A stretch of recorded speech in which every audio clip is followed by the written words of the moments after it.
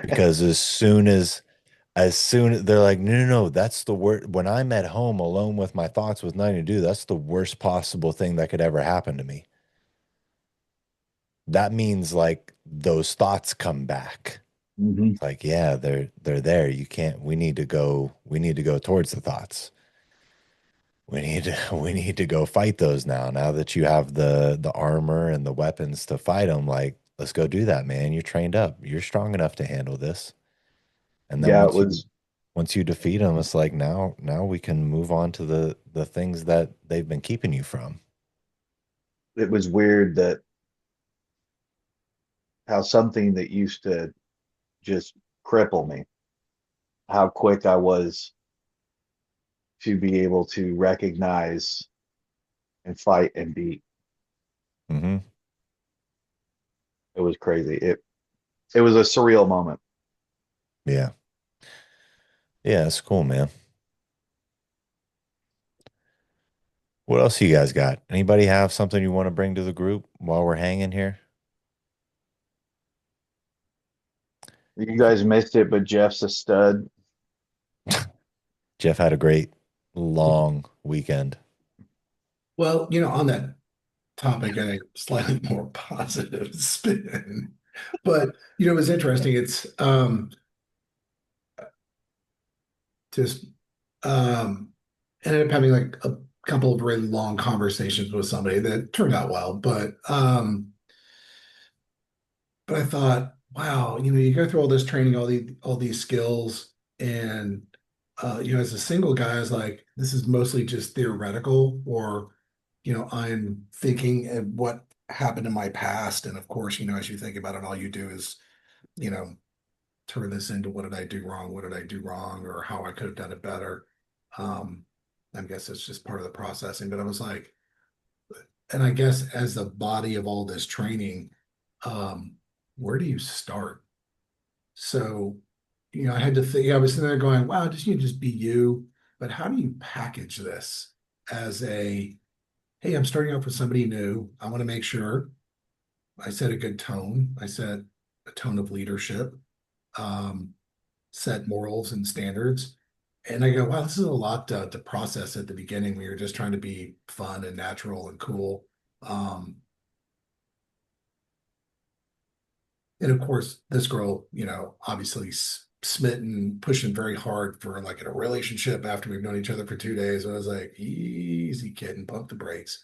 But um, I was just actually this the whole time I was sitting there thinking, I was like, yeah, where do you run with this? How do you take this body of work and go, all right, let me from the beginning, how do you structure this differently than I've structured this in the past? Because I can say with 100% certainty, every single relationship I've been in before has failed. So I've had a 100% failure rate. Yeah, if it was a success, I'd still be in it. Um, it's kind of a negative way to put it, but I like it. But This is it's the interesting. truth. Yeah, but I was just thinking, how do you get it started from scratch without messing it up? And where do you set the tones?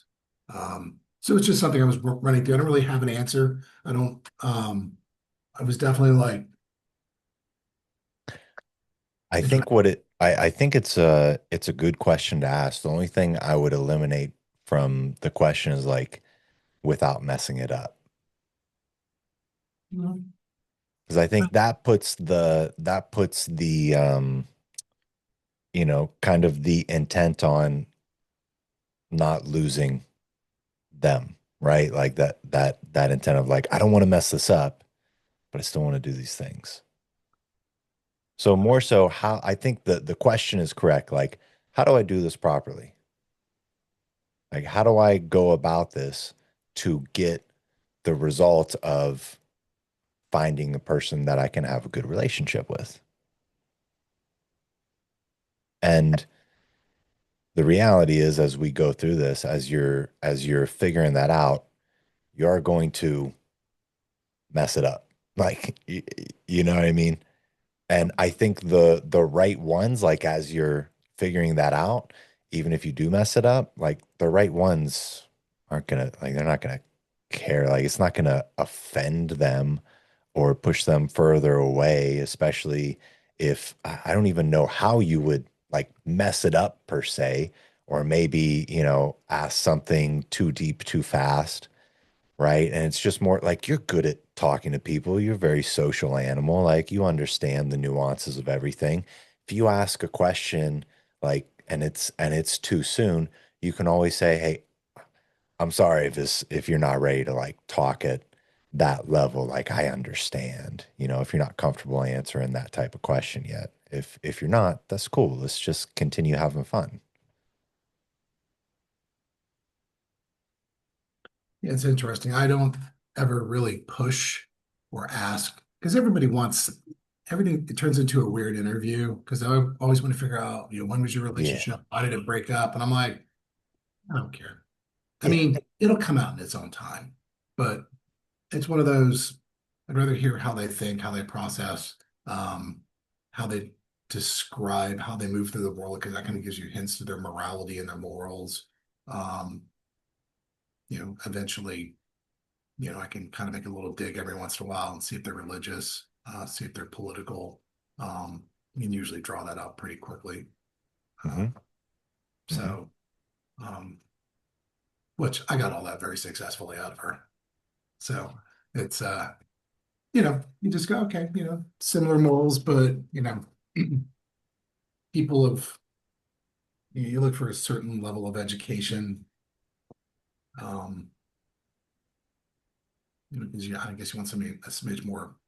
I don't know if that's a good thing or a bad thing, but Well, um, I think the real question, like that you should kind of boil down is like, what is really important to me that are non-negotiables that I should search for? well, that's a good question. Yeah. Because I think, and to think of this as a body of training to offer to other men is what as men should we look for as the bottom line? I think there's a Hmm. commonality that I think there's going to be 9 out of 10 commonality for every guy that we should be looking for. There's a little bit of a variability, Let's make a list. Let's make a list. Number one, I'm attracted to you. Well, Everyone agree with this? I am attracted to her in whatever way you're attracted to her. sure. All right. Number two. What's number two? Well, I think there's going to have to be values, morals. Okay. We are morally aligned. Morally slash religiously aligned. Fair? I would Like even what? say religious is something. I mean, you would think that would be the same, but I think that's separate. All right. So, hmm, hmm. But where did you learn your values and your morals from? Is it a Judeo-Christian system? Is it a Judaism? Is it Yeah, yeah. I think the morals. I think there if there is a like if there is a religion in play, I think they're always the morals are always tied to that on that background. And if there isn't a religion, like then that's also part of um the morals, right? So I think they're tied. Let's just sure? say the morals and the religion. Like let's make sure we're aligned on that. And for here's where I see that as an important aspect. And maybe it's more important or less important depending on what your goals are with the relationship and where you're at in life, right? Because my viewpoint on this is I think you can have a relationship with someone that has separate religious beliefs. I think that's possible. Like I could see how that's possible. I don't know that the problems that I see with it, number one, if we are leading our relationship, right? And we need to be solid in mind, heart, body, spirit being like the religious and connection aspect. We're not going to be able to lead her spiritually if we're not on the same page spiritually. Like she's not going to be able to follow us in our spiritual path if she has a totally different belief system. So I see that that's where I see a problem. And then the other piece of it, if you are younger, if you are in a place where like I still want to have children, how are you going to raise your children? If you have two different worldviews, two different moralities, two different religious, backgrounds, how are you got that's a huge, I've seen it. I've seen it firsthand a bunch of times when it comes to religion, also when it comes to, unfortunately, like politics. It's like two people are together, they never really discussed these things, and then they have kids. One believes one thing, the other believes a totally different thing. Who gets to say what the children like are taught? That's where it really becomes a challenge. Because now you're trying to teach what you think is like correct and what you think is the most valuable information and worldview to benefit them. But she doesn't agree. And what's the kid supposed to do? Right? Who's like now he's getting conflicting information. Now he's watching you guys kind of, argue over this foundational thing. So if you just want to have like fun and like, I don't know. In my perspective, I think it has to be there. If we really want to be leading the relationship, she's got to be aligned in that way. So, all right, we got I'm attracted to her, our morals, religious beliefs align. I would say three, our political beliefs, whatever those are, if we feel strongly about that stuff, are aligned. Um, Lifestyle and financial goals, are those aligned? Number four, That's a big one. that's a huge one. There's this viral clip going on right now from this Love is Blind show where this lady chooses a man who's like a middle class single father. She chooses him. They're together now. And they're in this huge argument because she is a boss babe who makes pretty good money. She's like, I want to fly to Aspen and go skiing with my friends. I want to go out on fancy dinners and stuff like this, but you can't take me on any of that. And you don't have the time to do a lot of that stuff because you have a kid. It's like, yeah, you knew all this stuff before you chose him, right? Like you knew that, but here we are. So like this is one of the things that gets overlooked. That's very important. The lifestyle and financial goals and expectations, honestly. It's me this weekend. Yeah.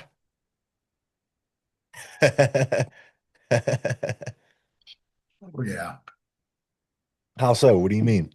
I got invited to go have drinks at the Ritz-Carlton. Of course you did. Yeah.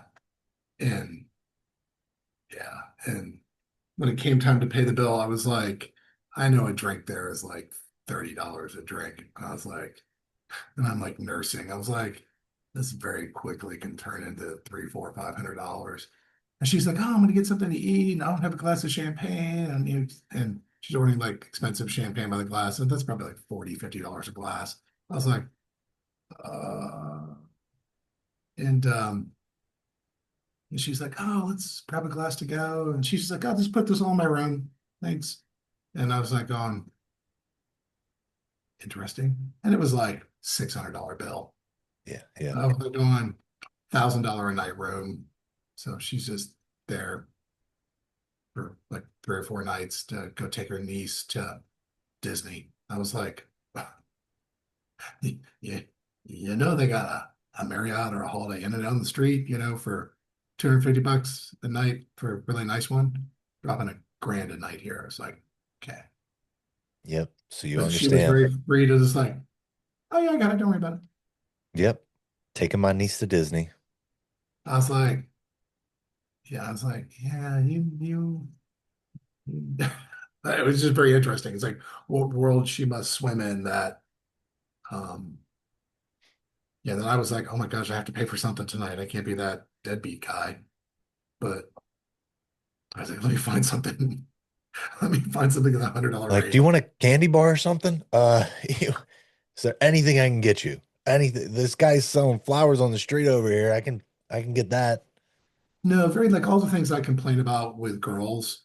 Um, to like, hey, if I'm paying for everything, at least act like you're gonna call the Uber. But she was like in definitely the man mode. Oh, let me pay that. Oh, I am, while you're doing that, let me go get the Uber started. And I was like, well, she's doing all the shit that I do as a guy, and she's doing it to me. And I was like, oh my God, this is definitely super wealthy boss babe. Yeah. Yeah. I But she was, I stuck to the morality and I stuck to, she's like, what do you do to fill your time? And I'm like, I work with this charity, I work with this charity. And, I said, I work with this group. And, um, she's like, what do you do for medicine? I was like, I said, I don't really do traditional medicine. I kind of do crisis medicine. I do longevity, I want people to live forever kind of thing. I don't like pills. Like, so it was just like, everything for me is like passion and interest. If I'm not interested in it, I don't do it. It's got to move the needle in my life. And I guess she liked that because I guess every other person she's ever been with is a douchebag. That, imagine that. but apparently very wealthy Of douchebags. course. Right. Yeah. It's But I different. was like, I'm the poor guy. Yeah. Fantastic. Yeah. Yeah. I'm like the guy working at McDonald's to you. Yep. Yeah, that's about what it was like. Yeah, that's what it felt like. But it seemed okay for her. Sure. Yeah. Yeah. I don't, Weird. I don't, I don't know. Like who knows? When it comes to like where you're at in life and that type of dynamic and, depending on like what you're really looking for, I don't know, maybe that works. Like everybody's different and uh like as far as the money aspect of everything goes, I definitely don't believe that we have to be the main earners. I don't think that has to be true. Well, it can't be true anymore because now women are graduating from college at greater rates than men are. So Hmm. that ship has sailed. So I Hmm. think it's going to be a disparity now of income where, as opposed to the 1950s to maybe 2000, um, where we were the ridiculously predominant bread earners. Yeah. But now statistically, they're the same or making more than most guys. Yes. Yes. Yes. That's reality now. So that's a tough thing. That is a challenge in itself. Um, it brings up all kinds of challenges depending on where you are, right? And how that makes you feel and um your ability to lead and make decisions that are going to be best for everybody, right? Because a lot of times if right, her money is her money. That is oftentimes the way women perceive it, right? Hmm. So that's a challenge in itself. And I think let's talk about this for a second before we continue on our list. I want to show you guys something because I was like, before we hopped on, I was trying to like make a video over here with my ring light and my phone and everything, kind of reacting to this video that I stumbled across on my Instagram account that I've built specifically to show me, like in my algorithm, to show me all content that women and stay-at-home moms and extreme feminists make. Like that's all I see on this account, basically. Okay, so I get like this inside world view of like, what are they talking about? What do they believe? What is it like inside of these echo chambers? And I'm not there to like be in the comments and I'm just observing. I'm studying. I'm behind enemy lines. I'm spying. Okay, this is dangerous territory. I do not want to be seen in there. Okay.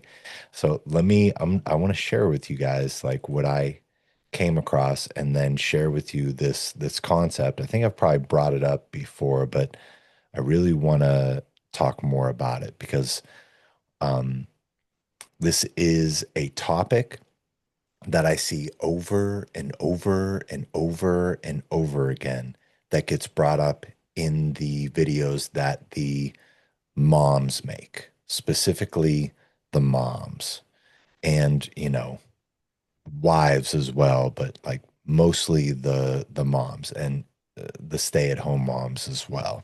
So whether it's a mom who is working a job and being a mom or a mom that is just a stay-at-home mom, they all agree on this specific topic and they agree that it is a problem that they all face. Okay. They're in complete agreement on this. So let me make sure before I do this, let me make sure I share the sound. Okay. Here we go. This will be fun. Everybody get ready to listen and watch this. This is going to be it's going to be, I'm going to warn you, it's going to be a bit painful for us to watch. All right. Okay. So this is the video that I recently stumbled across earlier today as I was doing my research. Here we go. This is a stay-at-home mom that is on like TikTok live, I believe. She's doing a live to her followers. She has like 80,000 followers on Instagram and makes all kinds of, mom content. And this is her while she's trying to do her TikTok live. Her husband asks her a question. He asks her where the butter is. Okay. And this is how it goes. Oh, hold on a second. Hold on a second. Let me restart that. Shoot. Let me turn the sound on first, and then let's go back. All right. Here we go. So where's the butter? Where the fuck do you think the butter is? Up my butt? Like honest to God, Paul, if I was not home, where would you have looked for the butter? In my craft box? In the garage? It's in your tool chest, isn't it? Is it in your center console? Stupid question.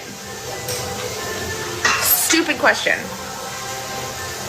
Honestly, truthfully, what would you have done had I not been here? He has nothing to say.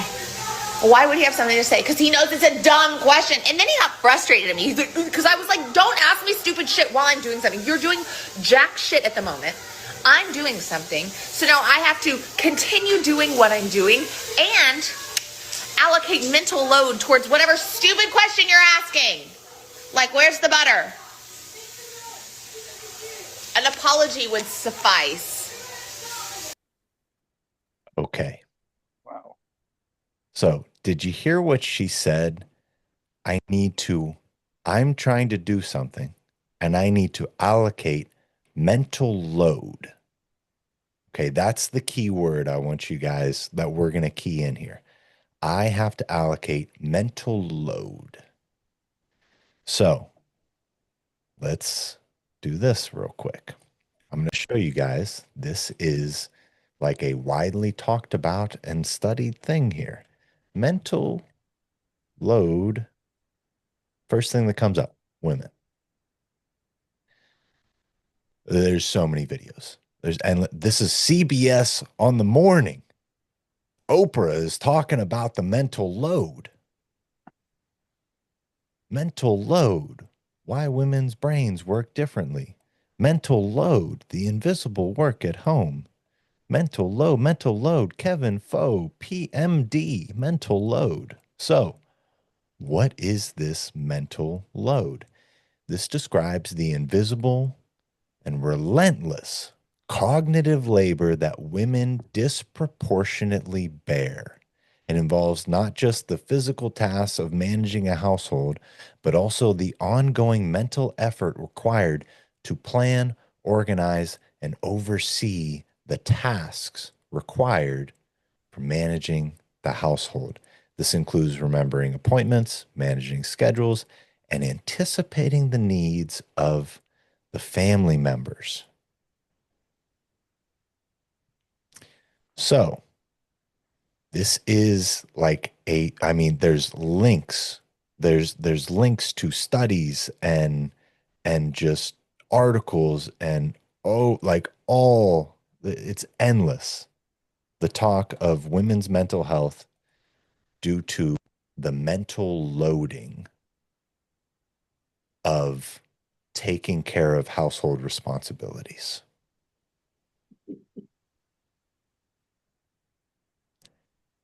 So this is all right. So this is something that Rick will talk about if you ever ask him to. Just simply ask the question, why do you think women are not built to be leaders? Just let him go on a rant on that for a while. It'll be enjoyable for all of you, I promise. But this is something that I've keyed in on. Like my wife has brought this up before as well. Like I've heard her say these exact words. I've heard her say them. This is why we have to lead. We have to lead. If she is put in position with the responsibility of making decisions, they have a limited mental capacity. They all agree on this. We, like the ladies say it, we cannot handle the mental load, which means they have a limited mental capacity to make decisions and delegate tasks. Just by simply asking them a question, it adds to their mental load.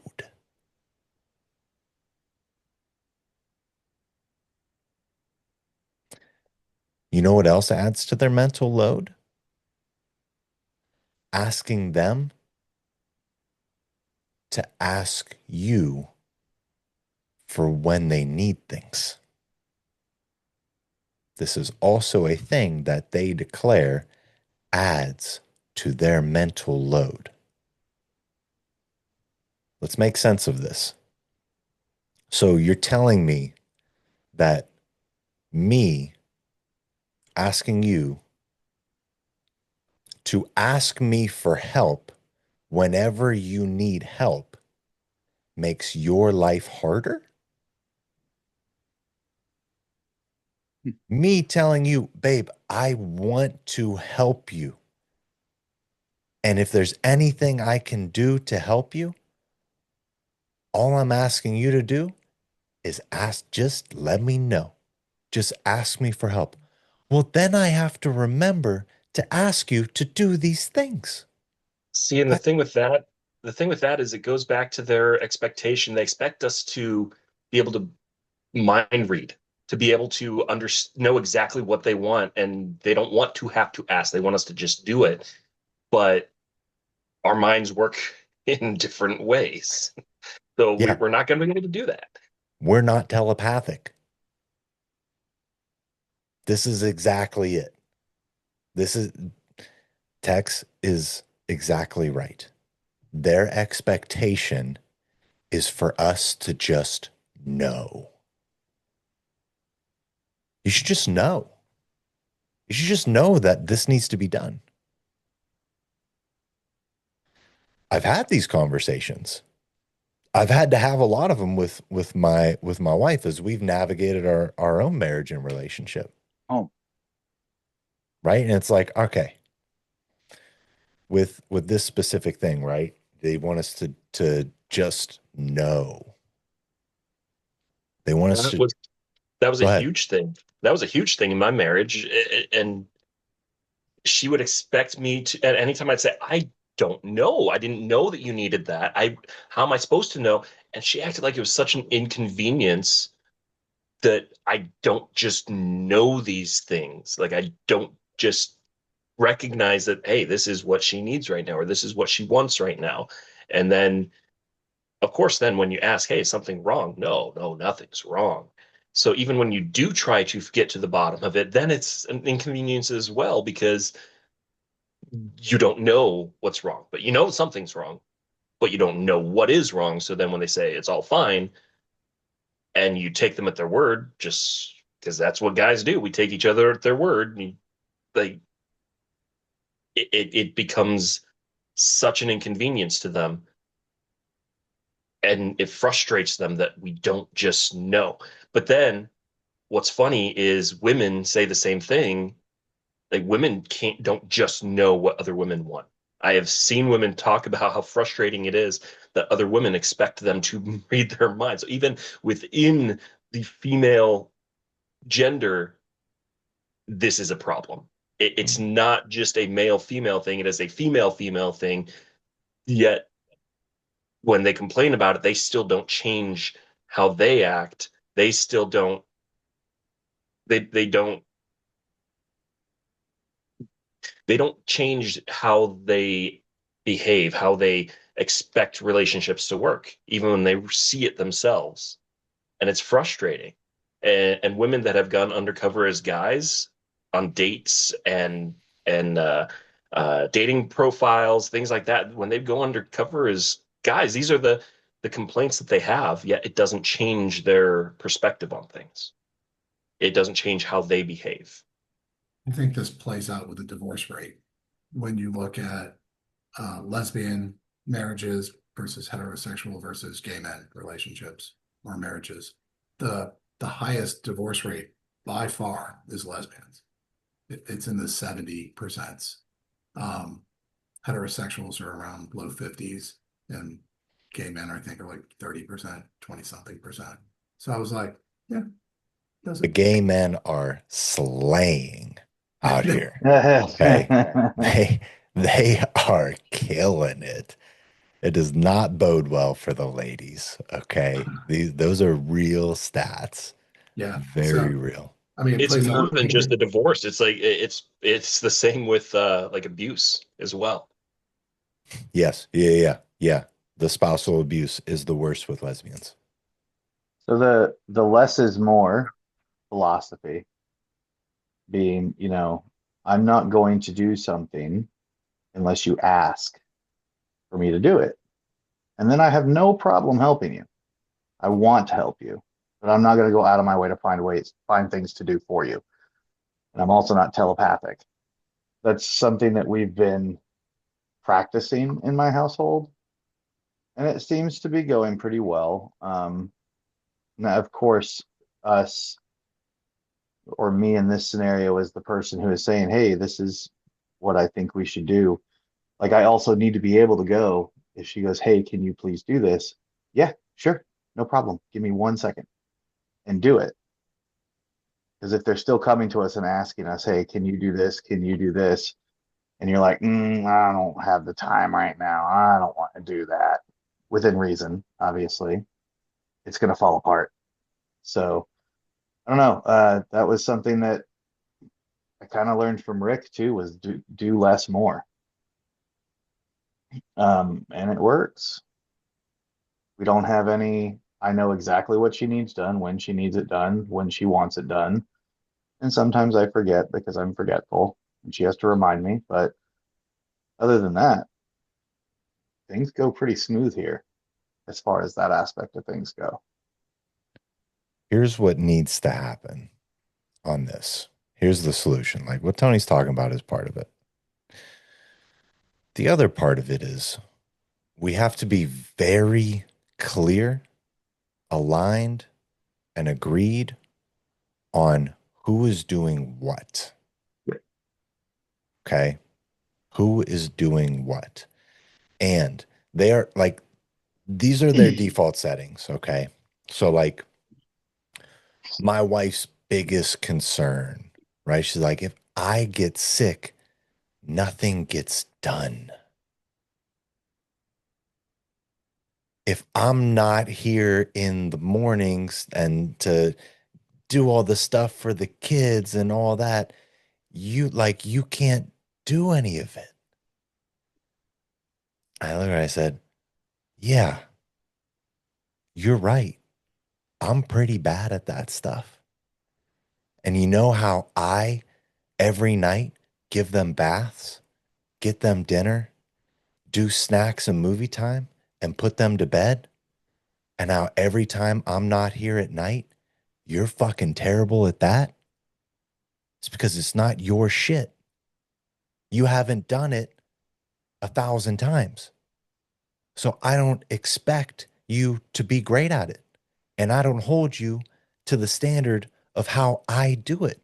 Just like from now on, whenever I need to step in for your shit that I've never done, and I don't know how many cucumbers she needs in her lunch and how much peanut butter exactly gets spread on the peanut butter and jelly sandwich and exactly how they like it, you cannot hold me to your standard because you're not even close to mine. You're like not even close to my bedtime routine standard. I fucking crush that shit every night. There's no problems. What happens when you take over? Half the time they don't get a bath.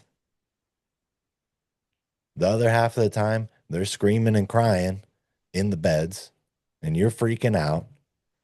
And like you're trying to do stuff when you should be sitting with them watching the movie eating like, but I let go of that. I'm not shaming you for being bad at it because I don't expect you to be good at it because you don't do that.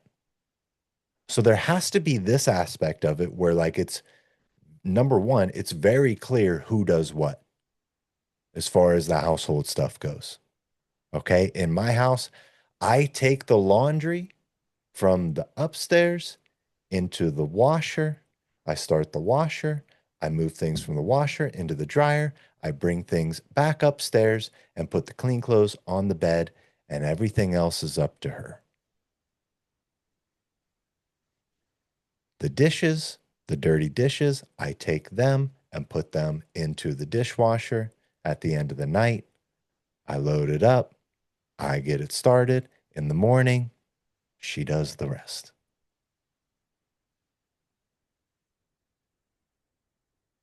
The trash cans, anytime they're full, I take them outside and I put them into the trash dispensers. And I also take the trash dispensers out to the curb. Like I know the things that I do and I do them very well. And I'm on top of them. One of the problems that we have as guys is for the things that we do commit to do, we don't fucking do them well. We don't do them consistently.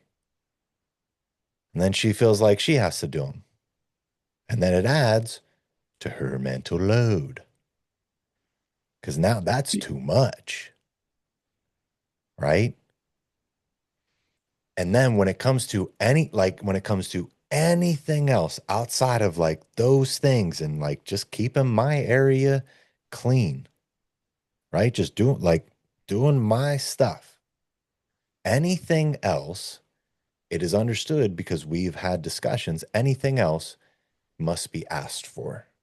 You want me to sweep the floor? You want me to run the sweeper? You want me to do any of these other I don't even know what goes on in this house, honestly. I don't know what else there is to do because she does it. You want me to clean the countertops? Like any of that other stuff, if you need it done, ask me and I'll see if I have the time to do it or not. I'm allowed to say no. But here's the thing, guys. This shit takes less than 5 minutes. There's not a single task that I just described that takes more than 5 minutes. It's nothing. It's nothing.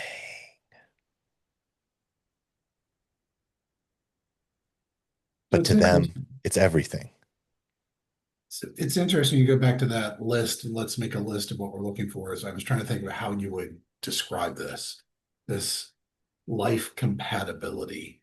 Um, are we able in a relationship to identify what roles we're going to move into that doesn't create high conflict? Because a lot of this stuff to me, I mean, I guess I'm just like it's my passive guy. I'm like going, why are we fighting about this? Mm-hmm. It's okay. Here, let me help you. I didn't realize you were stressing. So I find that I'm in the de-escalation role. I'm in the controlled emotion, don't escalate. Um, I find even as I'm saying it, I'm getting my calm voice. Yeah, I can see how I talk. It's like, hey, it's okay, I got that for you. Instead of like, what are you bitching about? It's the hey. So I'm having to control the tempo, control the anxiety level of that. But I don't know how you couch that or look for that in a relationship ahead of time. Because I can imagine that clip that you showed. That wasn't, I guarantee that wasn't visible, it probably wasn't abundantly visible until they were living together, whenever What that happened, right? Like that. a unhappy person. I can't imagine the Oh, level. you should see her profile. She looks very happy. Oh, they've got beautiful pictures together as a family and as a married couple, and the nice things that they say about each other in their posts. Oh, well, Those are always the marriages that are in a shamble. yeah, anybody that posts how wonderful their marriage is and blah blah blah, and I'm like, yeah, no. Yeah. So this mental load thing, what I'm trying to get at is for us, number one, if they are put in a position to make decisions and delegate tasks, it's not going to go well. They cannot handle it. It's going to brew resentment inside of them because they're going to feel overwhelmed. So that's why anytime you see the ladies that are put in the leadership position, they fucking lose their minds. Goes out of control. And they start treating the guys how she was treating him. Like, what are you, a fucking idiot? I got to find everything for you? Where do you think it's at? Right? All he did was ask, hey, do you know where the butter is? What kind of leader talks to the people they're in charge of like that when they ask a terrible one? Okay? A terrible one. So they're not built to handle the leadership role. 0% success rate that this ever works. And for us, when we are in the leadership role, our job as leaders at your jobs, in your companies, you need to understand the limitations of the people you're leading. You better be checking in with her. I check in with my wife every morning and every evening, sometimes during the day if we're together. How are you doing? Is there anything that you need help with today? At night, how you feeling? Everything good? What's the schedule look like tomorrow? What do we got going on? What do you got going on? Here's what I got going on.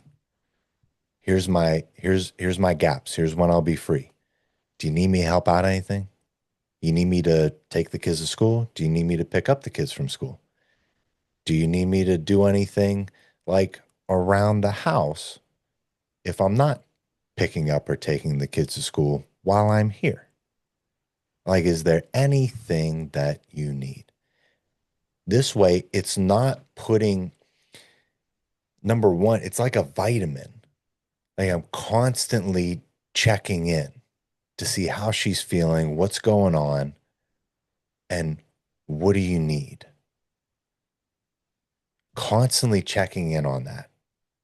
Because if I just leave it up to her, she won't ask. She just won't. She'll put it all on herself. and then reach this tipping point of explosion. I know that about her. I know that's how she operates. And I bet you a lot of the ladies that you guys have been with or are with right now might operate in a similar way. So we have to be aware of that and understand that and constantly check in on that.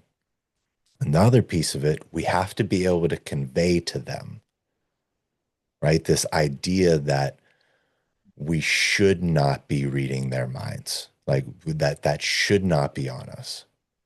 The way that I convey it to my wife is very simple.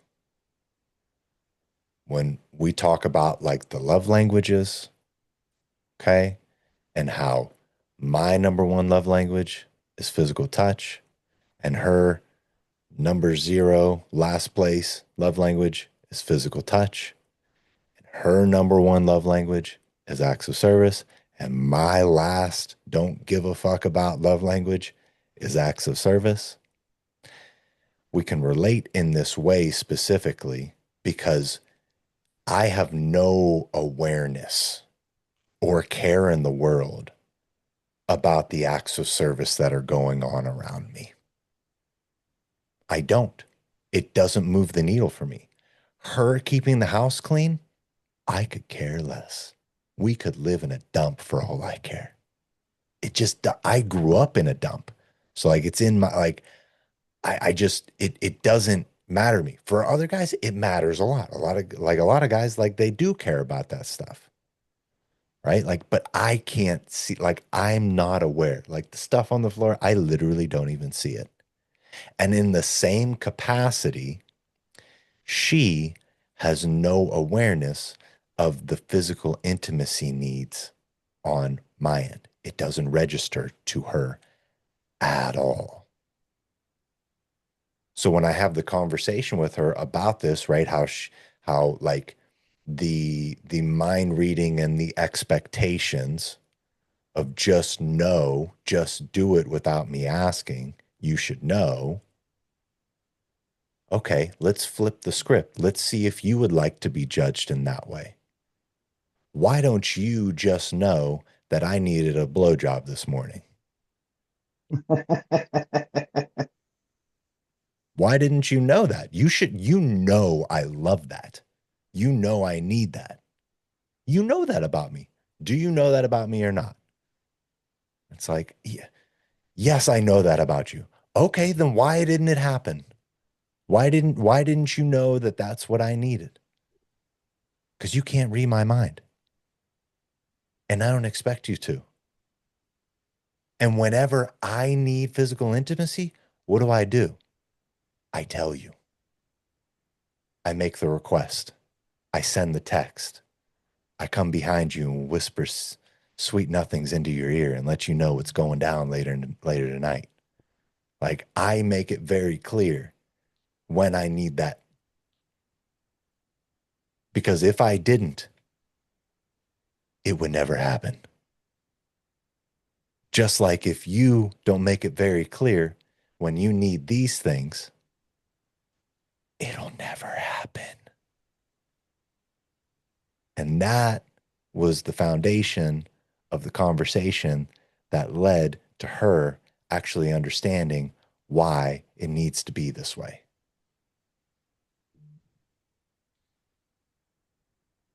That's a conversation I'm going to have.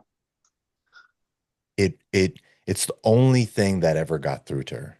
And it's funny because I had that conversation and then a few months later, like Rick is talking about the same thing. I'm like, I experienced this, guys. Like, this is exactly what I experienced. Well, it And makes sense. This was the only thing that they could wrap their head around and like actually understand. And for everybody, maybe it's different, right? It doesn't have to be that exact scenario. Maybe some of you are with ladies that like they, need the physical touch and that's their top priority and yours is something else. I don't know. But regardless, I guarantee there's things like on each side where it's like, I don't understand why you don't see this as a problem. But they genuinely don't see it at all. They have zero awareness or care about that thing, whatever it may be. And then on our end, like there's the same thing that goes on, right? Like when I got in my car yesterday, I was like, all right, I got to get going. And I turned it on, and a little warning light comes up and it says, you have 1 mile left in your gas tank. What the fuck is this? Oh, you just drive my car around all day yesterday and you don't think this is important? You didn't care to mention to me that, hey, before you get in your car, you should probably know that you're completely out of gas. I pulled it right into the driveway on empty. Like, and when that happened, I took a picture and I sent it to her and I said, this is your version of socks on the floor. And she laughed and said, fair enough. Bold move, sir. Bold move. But she knows it's all in good fun. And but these are the things, right? Like a lot of us, we see these things that they are doing where it's like, God damn it, woman, why don't you like why would you do this? Like this is insane. But it doesn't register for them at all. Like it doesn't matter. Like, ah, yeah, la la la. Just like for us, a lot of the shit that they're like, this is the end of the world. We're like, what the fuck are you? What you so upset? We're like, what's the big deal here? So if we can connect on that, right? If we can show, like, if we can clearly see, like, you know how this thing that you don't care about at all, and it blows me away. And I'm like, I don't understand how this doesn't matter to you at all. You know how you have that thing? The thing that you're complaining about right now, that's that's the same thing for me. And I'm sorry about that. Like I truly am. Like I'm sorry that that's how I'm wired, and that's how like I don't see that or care about it. But just like you wish I noticed that and cared about it, I wish you noticed this and cared about it. But I'm in a place where we can't judge each other for this. Like I'm not going to condemn you for those things because I love you and I accept you for who you are. And I understand that this is part of who you are. And to be honest, if if you were gone, like if you left this earth or passed away, I wouldn't just miss the beautiful things that I love about you. I would miss these things too, because it's a part of you. And I love you for you. And I accept you for you. And I hope that we can get to a point where you accept me for my things too. That's all I'm asking. Because that's what love is. It's full acceptance of each other. Love is not control. So these are the types of conversations that have helped. So I mean, Tex, what are you thinking on this one? Because I know you've like chiming in Yeah. on what you said earlier. Like it's very difficult, and I've been through it with no answers before, and it's just like nothing's ever good enough. I guess what the hell? I'm supposed to read her mind. Like what are you seeing here? So I posted, or in the chat, I put that Instagram link. Oh, you want me to play Um, it for everybody? it's not the video itself because it's just a voiceless video. She's just sitting there in her car, but it's the caption underneath, or I guess if you're on your computer, Yep, I got you. I'm gonna. it's the first six things there. All right, I'm gonna share it. Um, I'm gonna share it. okay. Can all see what you're talking about. All right, so the 6 dates to go on before calling it a relationship because the wrong person will fail every single one. Wanted to Oh, see what you guys thought on this because a lot of people, like my issue was, we hung out one on one pretty much most of the time we were dating. We didn't hang out with friends. We didn't, it was her family and her that I hung out with really because I moved to Ohio for her and I didn't know anyone out here, or when we were back in Indiana, she didn't have time to hang out with my friends, or all my friends had graduated and moved back home. Um, so we didn't really go on these kinds of dates to get to know each other. And we, from when we first started dating to getting married, it was just over a year. So we got, married really quick before really getting to know each other. And these 6 dates are a good way to see that, because Jeff was asking, how do we bring up those different things? Do I just ask them, how are you in conflict? Well, of course, they're going to give you the best answer if you ask them that question. But if you do each of these dates, so the first one, teamwork date, do something where you've got to do something together. I like the suggestion about assembling furniture. Go to IKEA and buy the most complicated piece of furniture and put it together. See how you when you're trying to. I don't know if you guys have seen that one video where they've got that box in front of them, and inside the box they've got it's like that game Mastermind from when we were kids, where you've got to try and match the colors.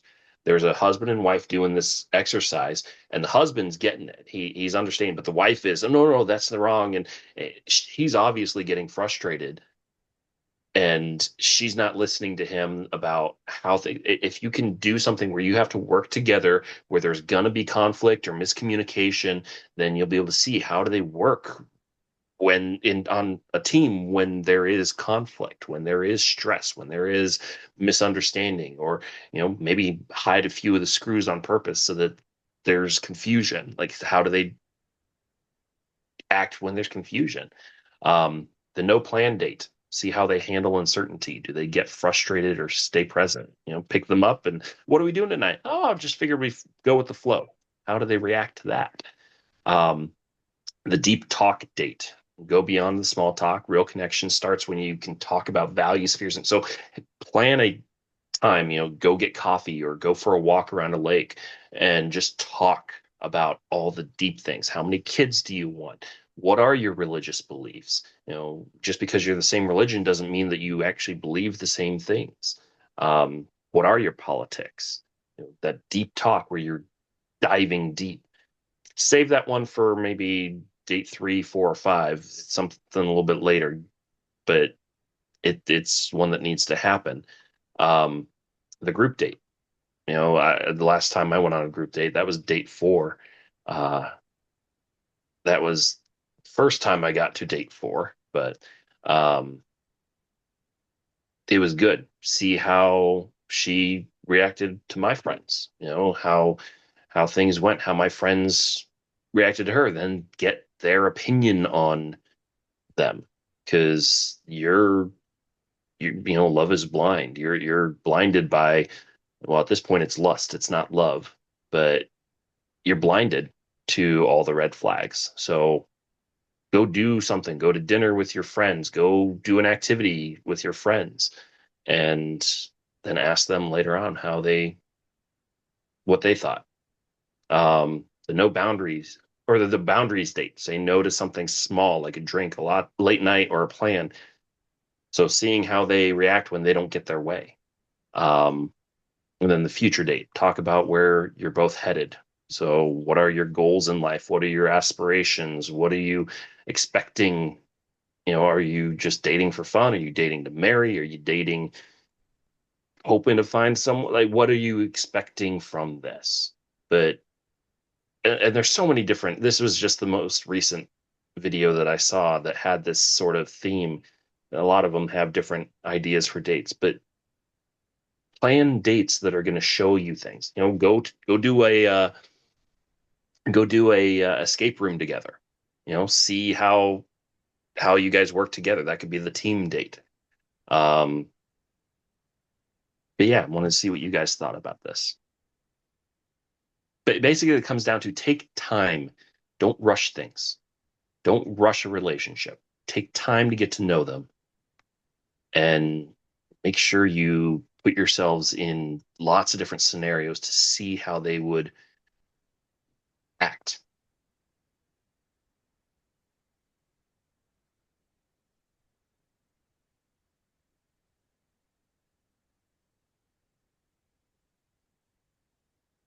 What do you guys think? I think those sound like really good ideas. That's solid advice right there. Yeah, I've got no problem with the ideas. I think it's interesting, like the the group date. It's like, I would like to see how they behave around their friends. You're More so, essentially like more so how they behave around my friends. Like I think it's more revealing like who you are around them. Yeah, I thought it was interesting, that question there, and that step right there. Yeah, you're that was going to be essentially date doing number five. Was we were going to do a group date with her friends, but she called it off before that happened. So the date the group date is really two dates instead of just one. One with your friends, one with her friends. you're essentially doing a case study on the person that you're going to be in a relationship with. Exactly. I think, yeah, I think this can be what I'm kind of what I'm envisioning, through this process is like, yeah, I don't think we need to have like a structured interview type of process. I don't know that that's the best way to go about it. I think going on, you know, casual, normal dates while, finding where to mix these in sounds like the right approach where it's like, okay, Yeah. as I am getting to know this person and going on like these, casual or more like formal or serious dates or whatever it is, like wherever you're at in the process, I think having these in mind to mix in along the way, I think that's probably the correct way to do it. Especially this because I think, all right, I think this, the deep talk, the future, I think those they don't need to be planned. I think it can probably just happen organically as you guys are more so getting to know each other. I think there's also there's a book for couples that's called 100 questions to answer before you get Get engaged. engaged. Yep, Yeah. I've got that.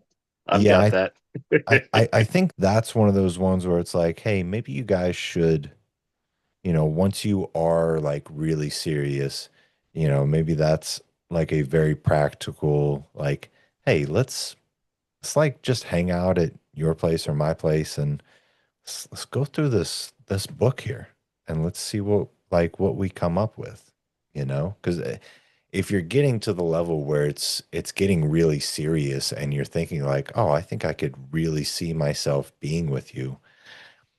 I think on a woman's point of view, like you bringing up like, hey, there's this relationship book that I kind of want to like go through together to make sure we're on the same page with everything because I'm kind of seeing this as like a serious thing with you that I see a future with.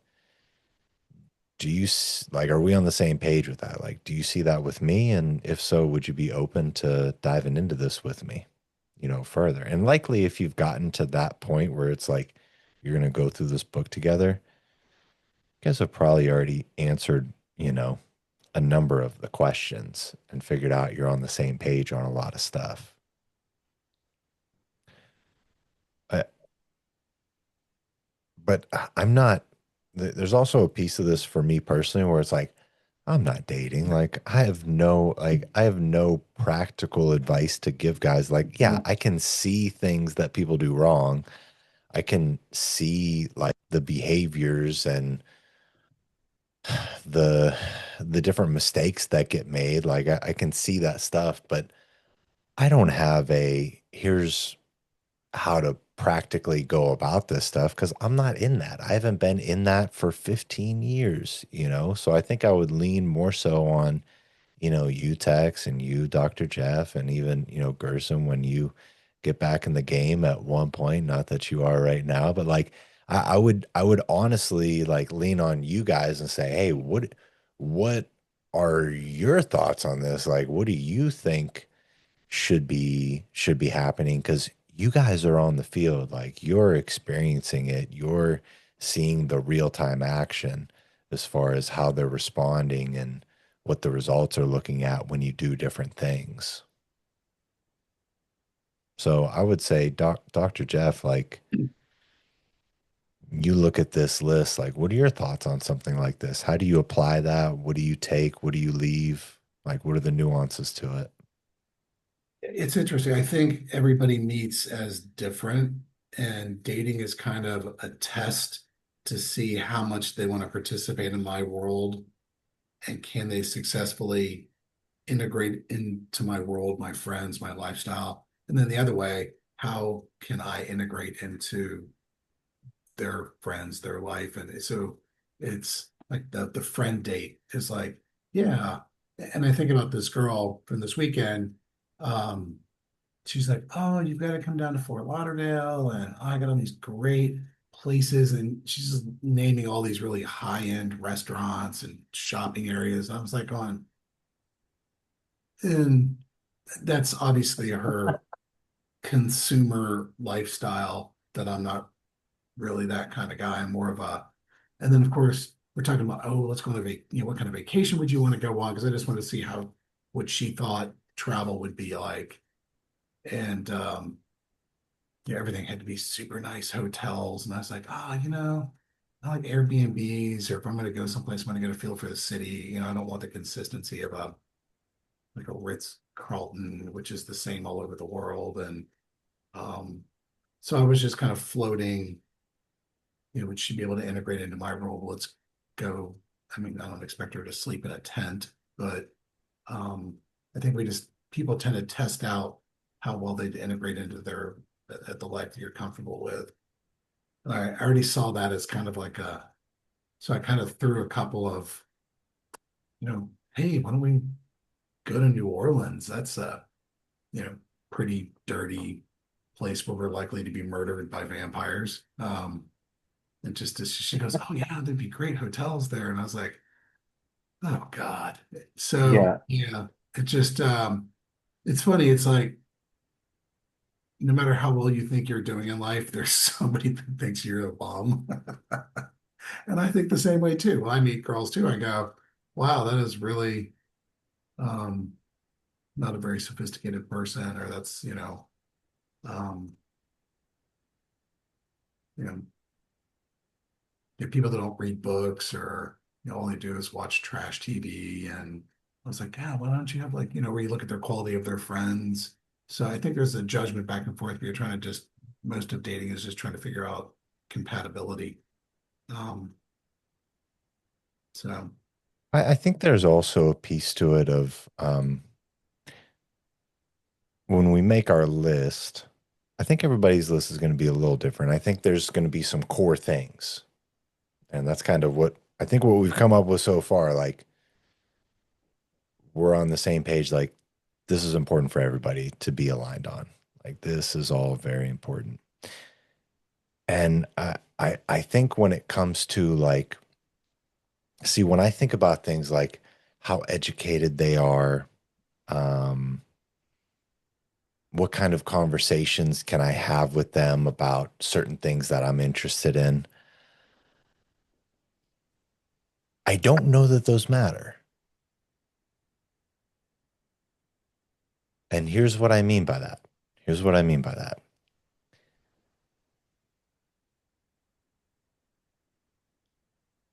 I think what is really important, the question that I think we should answer is what things here that are obviously like needs for me in relationships, on these things, what can I get met through my platonic relationships that can satisfy that? And what are things that only she, a romantic, intimate relationship, can satisfy and are required? Because I think sometimes when we put these like additional expectations on them, like they got to be into this thing that I'm really into, or they have to be able to have this type of conversation, with me that I desire, which requires a certain level of intellect or experience or knowledge, I think we like kind of really narrow down the pool when we do that. And I don't know, it's up to you personally, like your decision, obviously, with that stuff. But my perspective on that stuff is that my wife and I don't have a lot of common interests. We just don't. I don't want to watch any of the shows that she likes to watch. She sure as hell don't want to watch any of the shows that I like to watch. She doesn't know anything about the sports that I'm interested in, and I don't give a fuck about the sports that she's interested in. And there's so many things that are wildly different as far as like our interests goes and the compatibility of our interests and hobbies and the things that we like to talk about. But in the in the subjects of morality, political beliefs, lifestyle and financial goals, I would say the one hobby that we do share is like physical fitness and that hobby as far as like going to the gym and working out. That's really the only one. And when we met, we didn't actually have that. It wasn't actually there. It was something that I like pulled her into and kind of led her and showed her like how to do all of that and kind of brought her into that world. And now she just like went off to the races in it and left me behind, honestly. Like she's like way more into it than I am or ever was. But when it comes to like the types of conversations that we have and the things that we're interested in, like we don't see eye to eye on a lot of things, and we don't um, care so much about each other's interests. Will I listen to her talk about whatever it is that, you know, she's into in the moment? Yeah, I'll like listen and hear it, but I'm not interested in it. I'm interested in her. I'll listen because I love her and I know she's connecting with me when she's talking about it. And she doesn't care about how interested I am in the origins of the universe and where the pyramids came from. Not interested at all, dude. Well, wish she like if she was into that, like it would be cool to talk to her about it. But like, I think the reality is most ladies aren't. Like that's not something. So it's like I think we have to be careful to not put too much Mhm. weight on these avenues and areas where it's like, is that really that important? Does that make sense? Yeah, I think that's the key. Um, because as you get further into a relationship and a serious relationship, you develop things that you like together. Um, like me and my wife have developed lots of things that we enjoy together, and we do have lots of things that we enjoy separately. There's some things that I can talk to her about. She'll look at me and go, honey, I really, I don't care much about this topic. And I'll do the same to her.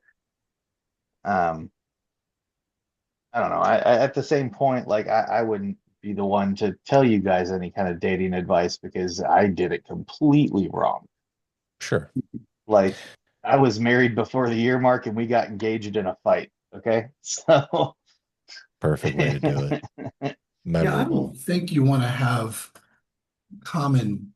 I mean, it makes it easy if you have something in common to go do together, but mhm. I don't ever look for somebody to, well, they have to be into all the same stuff. They have to have the same politics. They have to like the same music. I mean, that makes it easier to go do some stuff together, but I don't know. I think Balanced, yeah. guys like to do guy stuff and Mm. girls like to do girl stuff. And I I'm like, think it helps keep you where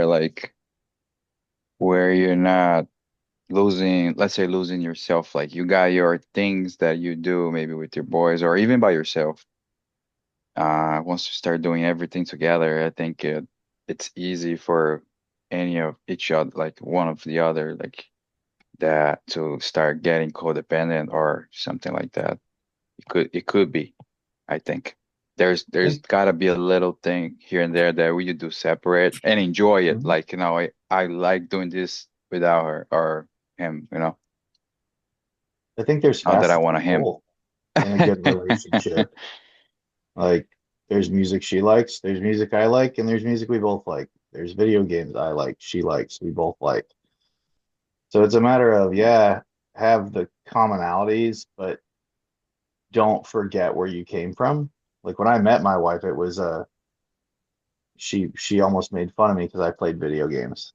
And now she's all right, there's a new two-player game that came out, let's get it.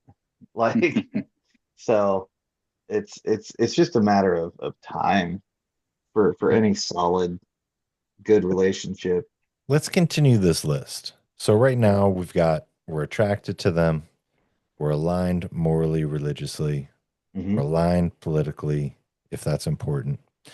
We're aligned in our lifestyle and financial goals, right? Like Jeff's talking about right now, like that's a challenge. Like if they want to go to, you know, wherever, if they want to travel the world and you're like, I got a job here that I kind of I can't travel the world all year long or whatever, I've got my kid, I've got my whatever, right?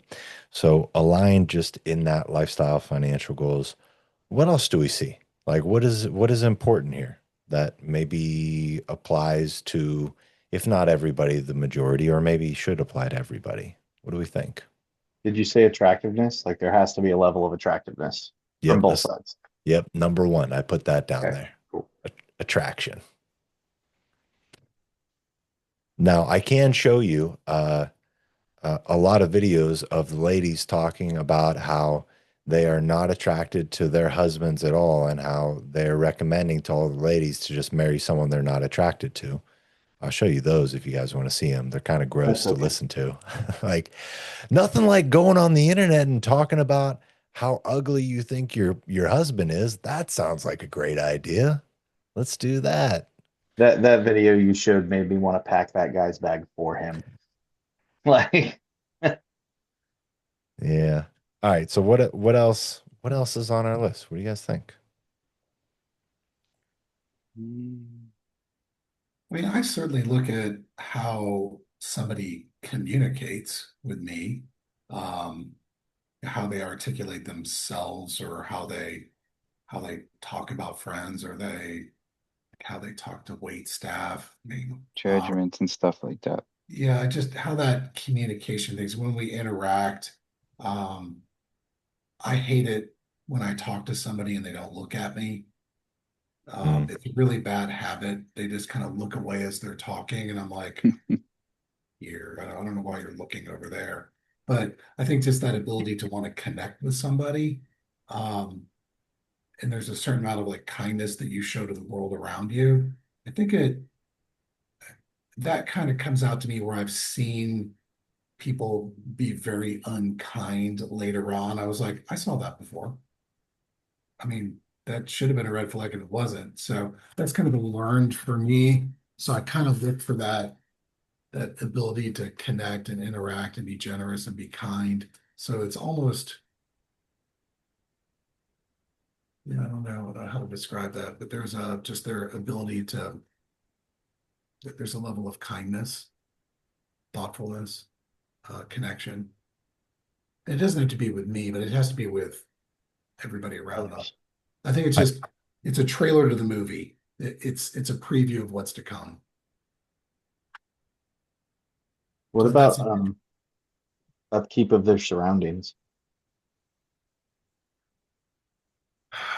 um Like if you walk in a girl's house and all you can smell is dog piss and there's shit all over the floor, and she's the only person living there, you're not gonna that I've dated girls like or almost dated girls where I went to go hang out with them at their house first time and I went in their house. I was there for 30 minutes. I'm like, ah, man, someone just hit me up. I gotta go. And I ghosted I've done that recently ish this them. year. Yeah. I mean, I met somebody I liked hanging out with them, and then they invited me to their house, and I was out of that place in 20 minutes. Yeah. Invited me Don't over you to want to spend the stay night. longer? I don't. Yeah, so you're gonna spend the night. Nope. Um, but I think that's a that's a function of how they were raised. I think there's a I don't know. I There mean, could be. I would look at like how people would look at my house. I mean, I'm such a guy, but I'm also an artist, a musician. So, um, I have 12 giant gas cans sitting in my living room. Because I just had a bunch of gas cans delivered for my race car team. So my living room is full of like gas cans. And and then I've got a giant 10 by 12-foot Wonder Woman mural that I painted it in. There's canvases that are half painted. I mean, it's just like mine is like I can't imagine if somebody came over to my house right now. They're like, "What the hell's going on in your living room? You the The gas Unabomber? cans, I You think, would Well, be a throw off. the I think you're a coat of another color though, Dr. Jeff. Yeah, well, I'm aware of that. Like you were talking earlier. I kind of chuckled to myself. You were talking earlier about, well, what about New Orleans? They just get killed by vampires. It would be Dr. Jeff to come back 2 weeks later and be like, hey guys, guess what? I'm a vampire.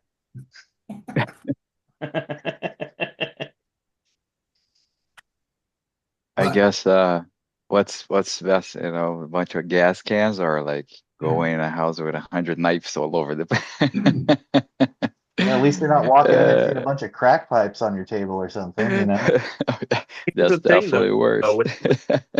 with the gas cans, though, they've got a purpose. There's a reason they're there. Whereas if someone just lives in filth, lives in Hmm. disarray just Yeah, because, like, Yes.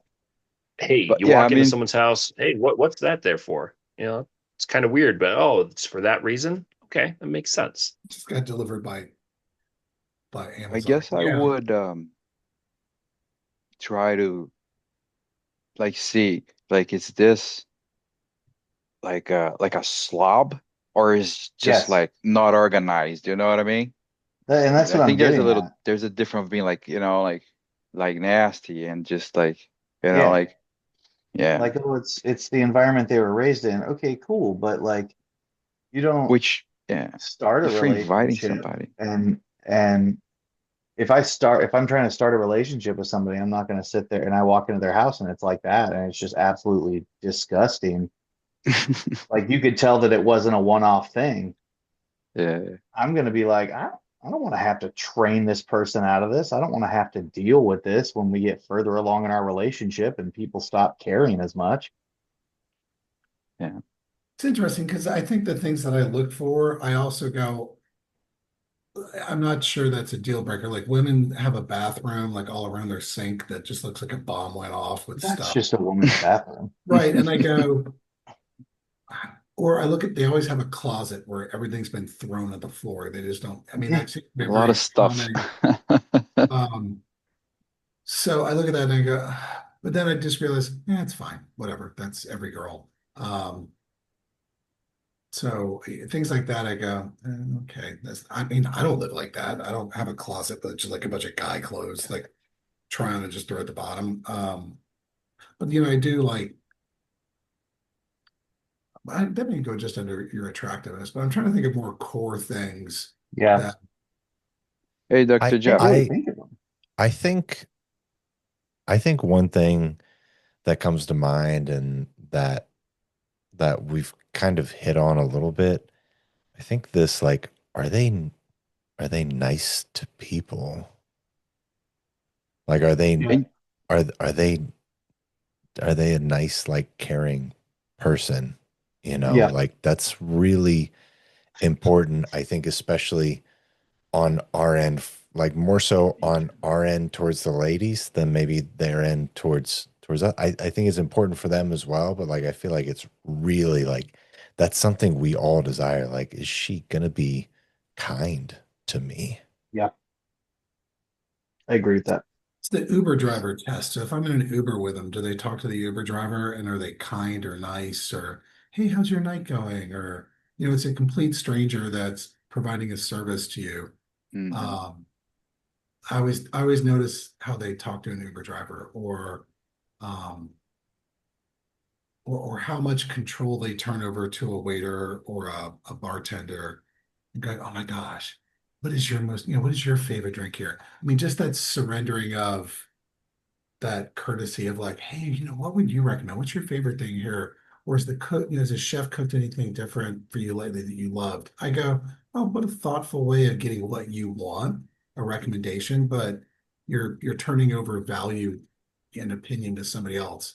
I think that bodes well that Yep. they're able to turn over in a conversation and give value to other people. I think you'll be on the receiving end of that at some point.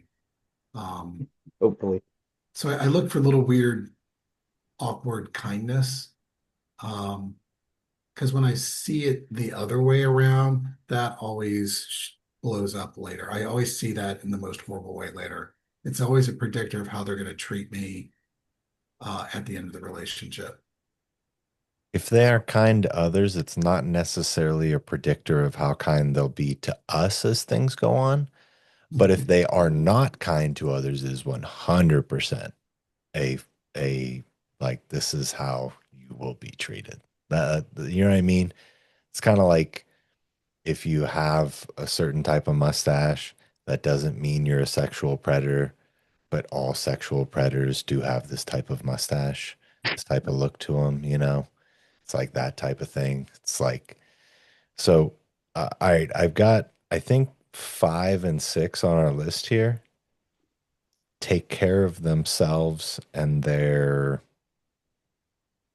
stuff, their, I don't know, their property, their home, or just take care of themselves. I always look at first, Well-being. very quickly, I look at a girl's like, how well does she take care of her toenails? Oh God, don't look at my wife. Yeah, but I think there's also um like I don't know, some people like live in tennis shoes and work out. They're not really open-toed shoe people. So um but I think that equivalent has their own equivalent. Um that they're gonna have something that they're meticulous and kind to themselves about. Um I think in general, guys, we're just animals. We don't have that equivalent. Maybe on So car.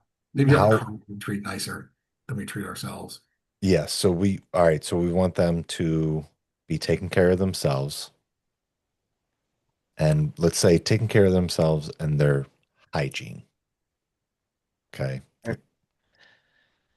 Kindness, ability to be kind,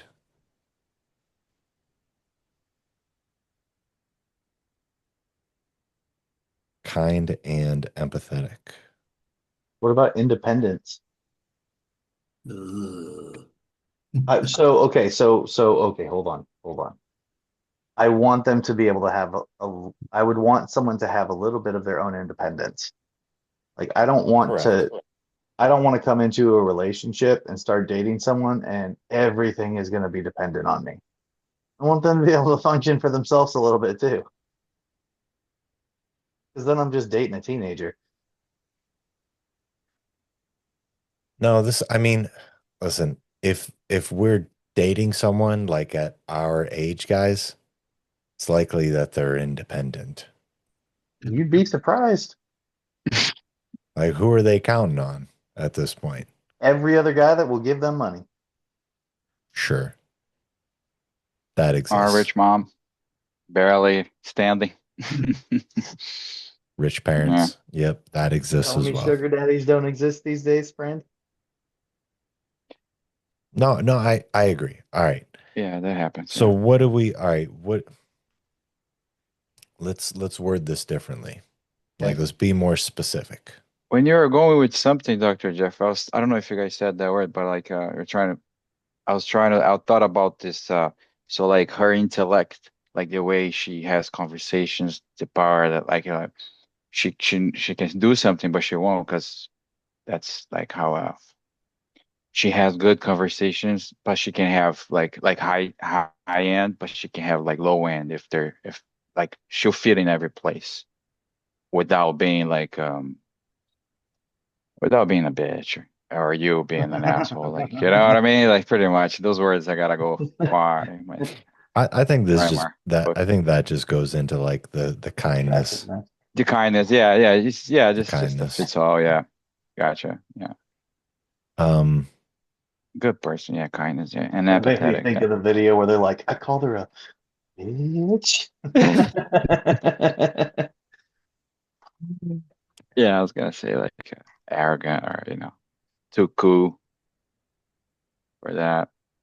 And by the way, Dr. Jeff, if I wasn't looking at the screen as you're talking today, I was just going, it's something very bad here, which this is really good because this is what I'm gonna apply, so I don't have to go through this ever again, unless it's her who will be around for a while. Mrs. Judgment, guilt, but hmm, all right, so this let's go this back to the topic. let's get back into our list. The Yes. the independence. You were going to word it differently. Well, let's define what this means. What are we saying with that? Like, what do we want? We want her at a place where like she is able to pay her own bills. She is able to take care of her own lifestyle. I want it of an air of, I would want it of an air of, I don't need to have you in my life to function. I want to have you in my life. I can function myself just fine without anybody here. You want her to be in that mode. Yeah. Like, I don't need no man, but I want this man. I mean, see, when you say it like that, though, it sounds horrible It does, doesn't it? because well, this is where we get into the conversation of, on the side note, this is where we get into the conversation of wording helps.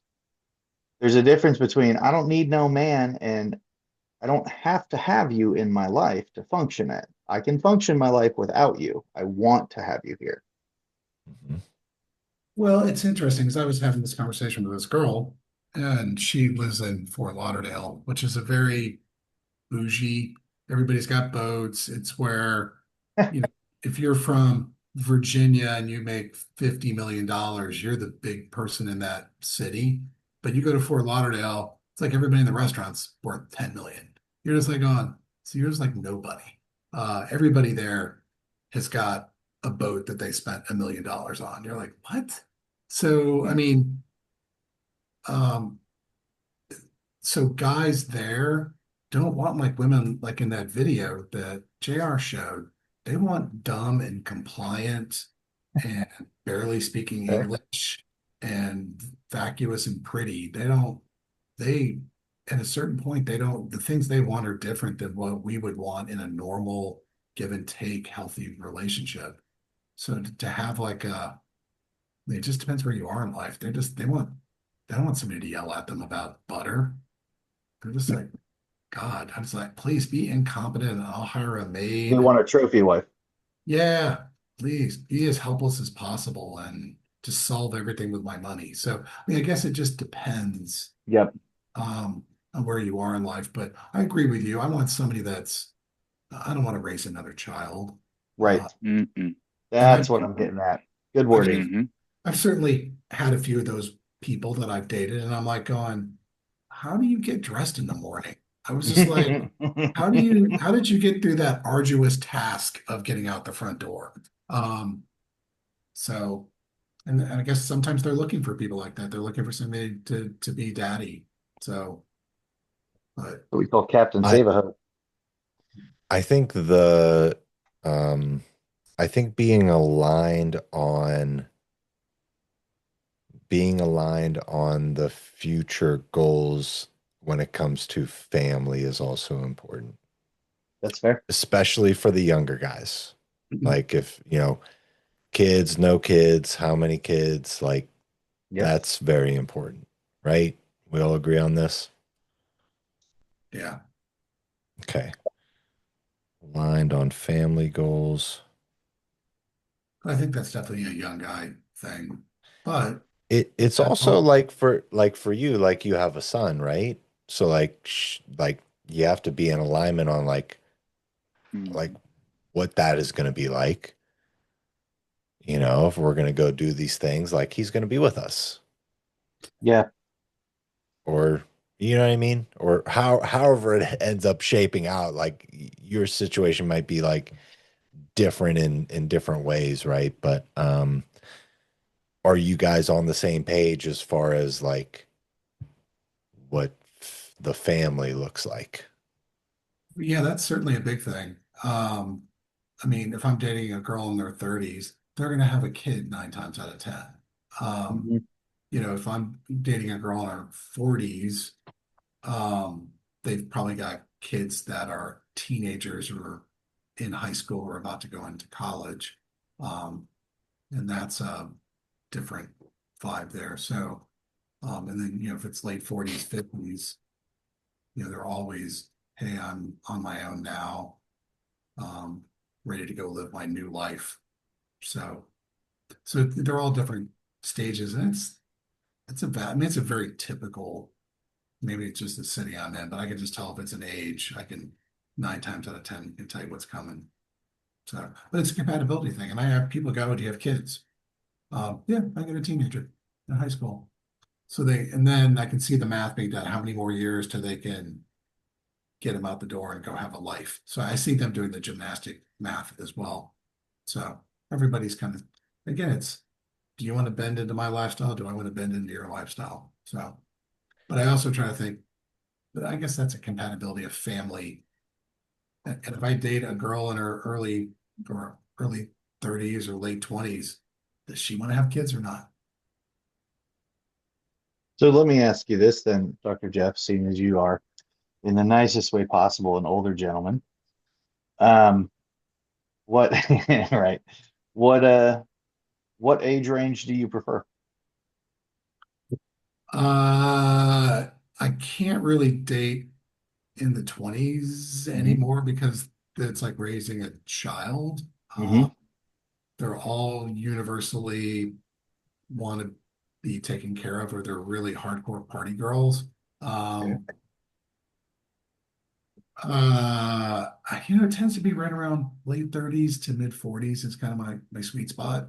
Um, I don't, this is being recorded. I can't say too much more than that, but as they get older, the pain in the ass factor remains the same if they're 35 or 55. That's fair. Um, so I I go, unless they're utterly exceptional 55-year-old, I would rather go out with somebody who look better looking than somebody who's 55, because Yeah. it's the same pain in the ass. So I was um, just curious. yeah, no, I date everybody. I mean, I've dated somebody my age, 58, and I've dated 28 this year, so it's a pretty broad spectrum. But I always know when I was like, why am I dating a 28-year-old? I was like, I know why. I know why. You know, um, I don't think I'd be able to keep up anymore. uh, I wouldn't want to. Oh, let's go out. Let's go to the club. Let's go dance. Ah, let's sit on the couch. you'd be surprised. Yeah, there's a big game of There's an energy you get from them. There's an energy, like just being around younger people in general, like it's energizing. Like it's a vibe, like I know we all like we want to be at home all the time and going to bed early and Yes. in our Yeah. ways, especially when you got young kids, like you definitely go into that mode. But there is being around young people that are just on fire. Um, it it You it get rubs you get off on used to you. back to it, yeah. Yeah, Like, like it's kind of like in a way, like you catch the bug where it's just like, all right, like this is a party, like here we and then go, I they can like still finally do go it. home and you sleep for 10 days. yeah, it's you'd definitely be surprised. there's a different recovery process for us Yeah, the hangovers are worst. Way compared Like, to them. worst. Like And the body hurts a lot more. so confidence, Justin, the one who's doing the confidence course, Yeah, I know, Justin. popped by my store the other day to just come meet me, say hi to me, because he was in town. And he's like, "Oh yeah, man, we need to meet up outside of here. You play any frisbee golf?" I'm like, "No, I don't." Oh man, so I'm like, "Oh, dude, cardio is not for this bitch." He's like, "Oh no, no, no, it's not cardio, man." And I'm like, "Maybe hit me up, we'll see." I'm just like, I'd hate to think about like if I was actually trying to impress a female that had that kind of energy, I'd just be like, "Oh, honey, I'm not for you." It's Not on your list. I listen. If you are in a different phase of life where you're single, like I think things are Yeah, different. yeah. You know, there's definitely, especially when it comes to like a younger lady, like our ladies like in are very much energizing or de-energizing to us. Hmm. They have that effect on us. No doubt Yeah. about it. So like being around like a young, vigorous, like the vitality, like there's something to that. And I've seen a lot of people, um, as I read a lot of like masculine, feminine, and watch people talk about these things, there seems to be an agreement on like the older guys when they do date younger girls that are in like there's an energy that gets brought back into them in a strange way. So It there's happens a something lot. to it. Hmm. Yeah, there Well, is something to it. And it's also why like a lot of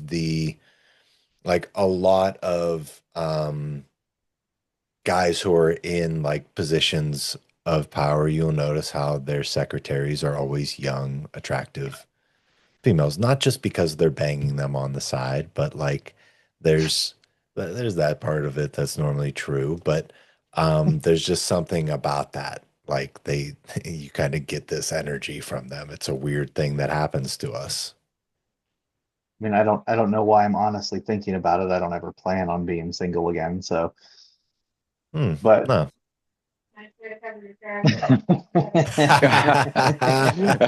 As the wife chimes in.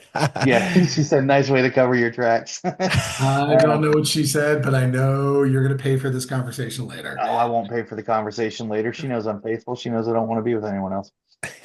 Um, but I don't know. I guess I'm just curious, speculation. I like having information is all. Thinking about things and scenarios. Well, we're coming up with a list here. We're coming up with something that Mm. can But I can be think that's a helpful to neat, everybody. I think it is a helpful list because I think ultimately it kind of predicts chaos in your future life. I mean, we're talking about a super high divorce rate. Um, I think to be able to choose in a positive way without being too restrictive, so you're not on a series of first dates or a series of meeting people that you're too busy trying to be their friend or trying to figure them out before you ask them out on a date. I mean, I think you kind of paralyze the dating process before it happens or you terminate it prematurely. I mean, I think but you also don't want to waste your time with the wrong type of person. So I think it's important to kind of to have some sort of thing going into it. And then like for me this weekend, how do I go through this checklist plus, you know, try to be a leader, try to figure out where my place is in this pecking order, since I'm not in the typical pecking order that I'm normally in. This is like probably the third person within like 6 months that has been way socioeconomically way above me, which is usually once every 5 years. Now it's, you know, 3 times in 6 months. So Interesting, huh? What's up with that? it's interesting. So Is that what you desire? Like, do you feel like I would like that? Or are you like, I'm not really into that. I don't think that uh, works. Well, it stumbled into it. First of all, yeah, it's accidental, but there might be something about the elder statesman look here that's starting to that's pulling something different. It's my inner George Clooney coming out somewhere, but it's interesting that despite like that, I do crazy stuff all the time. There's something going, oh, this is somebody serious or sophisticated, or I'm like, really me? So I don't know. Um, is it something I'm interested in? Um, I mean, I would love to. It'd be nice to find somebody, a fluent where I'm not having to bankroll everything all the time. But there is an element of like, and I talked to my best friend. He's like, "How's your day go?" I was like, "I don't think I can keep up with that girl financially. I don't, you know, I can't keep up with her lifestyle as opposed to my typical conversations. I can't afford that girl. I have to spend so much money on her, which is usually the other end of it. Um, Both of them are seem to be problematic, right? But why are they like the I have to fund her life, like that's pretty easy. Like she has a high expectation but no income on her end, right. right? And then this one has a high expectation but funds it for herself. So then the question is like, why is that a problem for me? What do I foresee happening? Like, would I be okay with her paying for my stuff? Interesting. So she was talking about she'd never been to Europe before. I was like, well, she'd never been to Paris or Rome. She'd been to a couple of other places. Okay, okay. And of course she'd been to Monaco. I was like, of course. Um, but she goes, well, and we were just talking about, it's like, she goes, well, why do you like Rome? I said, I used to live there. Why do you like Paris? And, I was like, well, this is what's really amazing. It's these amazing museums. And so I was talking about none of the things that you can purchase. These are all things that are very experiential. It's, if you like beautiful things and culture and the time and talking to people, it's these amazing cities that just deliver on things that you can never buy. And she goes, I'll make you a deal. She goes, I'll pick out airfare and amazing hotels for us. I'll take care of that. You just make sure that we get there, we have the most amazing time in our lives. And I was like, oh, I said, well, if that's true, you got the right guy. Because That, like, I honestly, can't. like, that does sound like it A winning works. statement. I was like, well, that's my wheelhouse. I was like, I'm gonna make an amazing experience. I don't have a bad day ever. If it's a terrible travel day and the flights are being canceled, we're gonna get drunk in the airport, making a great time. I mean, it's I turn everything into like something awesome. But um, so I mean, I don't know if that. I mean, she said that. I was like, that's bringing. I mean, wow, way to grab onto that. So maybe that's how she views me, just in our conversations. Like Jeff is, the guy that makes everything amazing. I was like, he's a broke doctor. My broke ass, hey everybody, meet my boyfriend, the broke ass doctor that I pay for everything. Like, no, guys, I'm the trophy. Yeah. No, but I mean, listen, where you're at in life, it's not like you guys are, it's not like you're looking to restart a family, unless you are, like, if that's something you're into at this point, you're like, no, please, God, no. That is the last thing I want to do, No, right? You're not looking to restart a family. You're not necessarily, I mean, looking to like build an empire with someone or like take over the or like, like build these things that traditionally you would be looking for way earlier on in life. Like you've already built your stuff at this point. You've done all of that. So now it's like for you, I would imagine, and correct me if I'm wrong, but for you, I imagine you're more in a place of like, who can I find that I can just spend time with and really enjoy it? Right. Because like my last tragedy relationship with somebody was like, let's build an empire together. And I was like, oh, yeah, I guess I can do that. So it wasn't really an empire building mode, but they were because they Mm. had I mean, they were making a six-figure income, but they had such financial insecurity. I was like, okay, I'm good at that. I mean, it's not what I'm really, I don't want to work 100 hours a week anymore. I just don't want to.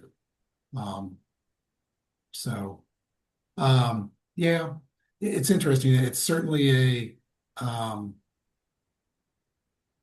certainly to figure it out. But I mean, we spent 2 days together, so it was nice. And she wants to hang out tomorrow night, so I'm like, okay. So we'll see. Don't I know, mean don't have it. to, but it certainly triggered a lot of, oh shit. I was like going, which chapter was this, or which week was this where I had to do covert contracts and cognitive dissonance? And I was like, oh shit. You do leadership? Yeah. Here's the thing. Like, I don't believe leadership has anything to do with like the incomes. It's I definitely it's depends on the wisdom of the people like that are being in a relationship, Let I me think. let me put the caveat on this. Hmm. As long as you're making income to provide for yourself, You have, yeah, you achieve something, right? like And you as do long it. as you have Yeah. your own income and like you're not like what I mean is like you have an income and Hmm. and financially like you're solid. Like there's no Right. real concerns there. Like if you're Hmm. there, I don't really believe when it comes to like the relationship aspect and like the decision making, you can still do that. You can still do that if they make more money than you. For example, look at Rick. His wife is like a C level, executive level, makes, was making way more money than him until very recently, until the past, like probably year to 2 years. But he was still the one leading the relationship. I think that is very like you were talking about before how women are not great leaders. Um, and even in the conversation with this girl, she talking about like her ex-husband and her last boyfriend that she had a long-term relationship. They just sounded like absolute no leadership. They essentially I have money, therefore I'm in charge. Yeah. Didn't have any moral or um, and just how she was describing how she remembers the turning point, how the relationship fell apart. And I was like, oh God. I was like, I can see a guy doing that. I can just see like a guy being so disinterested and bored. And um, I was like, yeah, I can see that. I mean, like her story was like, oh yeah, that's very believable guy. There's nothing mean or cruel or anything. It was just like guy laziness. And I was like, oh yeah, that sounds like a typical guy. Um, so it's just a lack of leadership, a lack of interest and desire to maintain that relationship, and then not surprised when it didn't work out. So Yeah. so, but yeah, It's, I I agree. mean, I had a taste of it on the relationship with my girlfriend, because before that, I mean, I always did everything, paid everything for every relationship that I had, not until like the last ones. But then that's why I said that she don't do anything. She had a kid, and then she was working, and the husband was it's a crap, not around. So my mom goes, no, stay home and be a mom. And now mom controls her, and mom has a lot of money. So like that's the first times like I would go like I guess the first thing was like a steakhouse on Christmas. Like, oh, my mom already paid. I was like, what do you mean? He's like, yeah, 'cause I don't know. It was like I don't know, like $700, like fancy steak. I was like, that's crazy, dude. Like that was the first thing, and then a couple other things. But still, like I guess would have to dip in there. I don't know how it would be, but if I was to create a family, I definitely would want my partner to be capable if I needed it to earn, like something happens or anything, unless on other than just like marrying someone that has no clue about life, and then you have to maintain her, like, you know what I mean? So like that's it has to be a person that has capability, like it's, like Sure. capabilities, like she's not a Yeah. square, like, not a Yeah. dumb Yeah. broad. That's Yeah. it. She's not completely like completely Useless. helpless and Yeah. dependent and useless. Yeah. Hmm. Yeah. When on that Yeah. front of things. If our family need help soon, we know we're gonna help. Well, I So think we Yeah. all, sounds like everybody here grew up in a very middle class family. I yeah. think, And as far as the age, I think as long as our mental lobe age like over 30, I think yeah. okay, I don't really care about the age as long as I'm attractive and mind, heart's like there. Yeah. Well, I think it's I don't fantastic. really mind about that. Unless I don't know. It's I nothing think crazy like girls, too many years, I guess. I mean there'll be I think girls will put up with anything as long as they're attracted to you. So I think you have to really put a lot of effort into. If you're not pushing weights, you're not attractive, you don't have nice clothes, you don't have like a nice haircut. I mean, that goes so far. If a girl's actually attracted with you, she'll sleep with the bartender. oh Uh, yeah, no, yeah, that I know. it's the This is not dating me. yeah, so it's the you really have to put the game in to, if you're going to keep an attractive girl attracted to you, and put up with your bullshit, you better bring something to the game. Um, or you have to have a lot of money. Yeah. Whereas like JR was saying, You girls, know, like I used to buy so much, like I don't know, like other like clothes and things like that, like fancy with brands. And like before my girlfriend, I went in few dates on like Tinder, Bumble, whatever. And my top one, like it was true classic shirt, jeans, and Air Force. Like if every time I wore that, like I just felt like I had, and I used to be like, oh no, I want this. I would be so simple, but like, the true classic shirts, I was working out, and like I'm 150 now, like I was 178 also. And yeah, $12 shirt off $14, depends. I don't know if you get a bundle. And it just looked good, and he had a maybe I was confident too. That's what I was thinking about it the other day. I was actually writing about it. I saw a picture of me, and then I started writing about it. What's up with that guy, man? What was wrong with him? Like, what do we want on him? And like the reverse. That's what I did. I tried not to shame myself. Instead, I did that. Yeah, I think it's a mistake a lot of guys make in the leadership piece of, I was just talking to a guy today actually, a new guy in Crown and Shield, and we're talking about how he's in this position right now where um going through divorce, right? And they just recently bought her a new car. It's a $45,000 car, $700 a month payment for the car, plus whatever insurance ends up being. Let's call it 1,000 a month for the payment and the insurance, somewhere around there. And they're going through the divorce, and this is her car. This new car is hers. And she's at a place where she's like, I've got to get a job now that we're getting divorced. And she's concerned that she won't be able to make the payments for the car.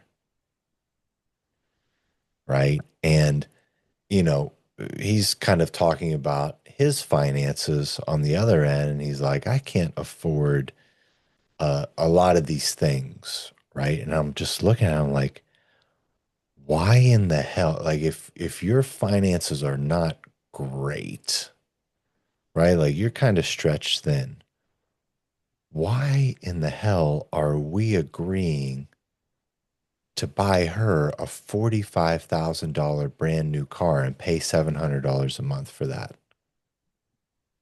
Like this is how we get into the position of like we're getting divorced. Why are Well, you make why are you guys like why like this is a holding the line thing, right? Like if you guys are a team, finances aren't great, you are in a position where like you're the main breadwinner. She wants this new car. You can't afford it. And if you can, it puts you at a place where you're like month to month essentially because of this car payment. And now it's like you're in a position now where it's like, you know, your name is on this car. She's going to move on with this car and who knows what that's not an asset. Like that car is not an asset at all. That's a huge liability. That's married guy or girlfriend? Like, was he? Is it married guy? Going married guy going through a divorce now. Oh, But like making these types of still, yeah. purchases to make her happy at the Mhm. cost of your financial stability is the type of like leadership mistakes that we Right. make is like so common.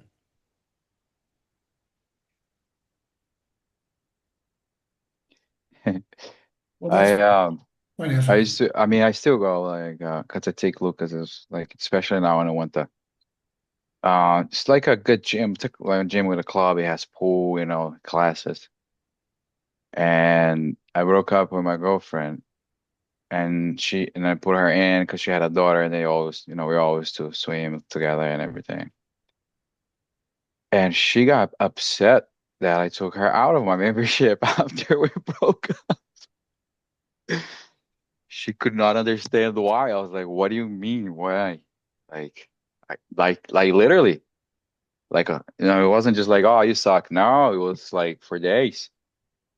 I was like, Yeah. "What?" What were you gonna say, Dr. Jeff?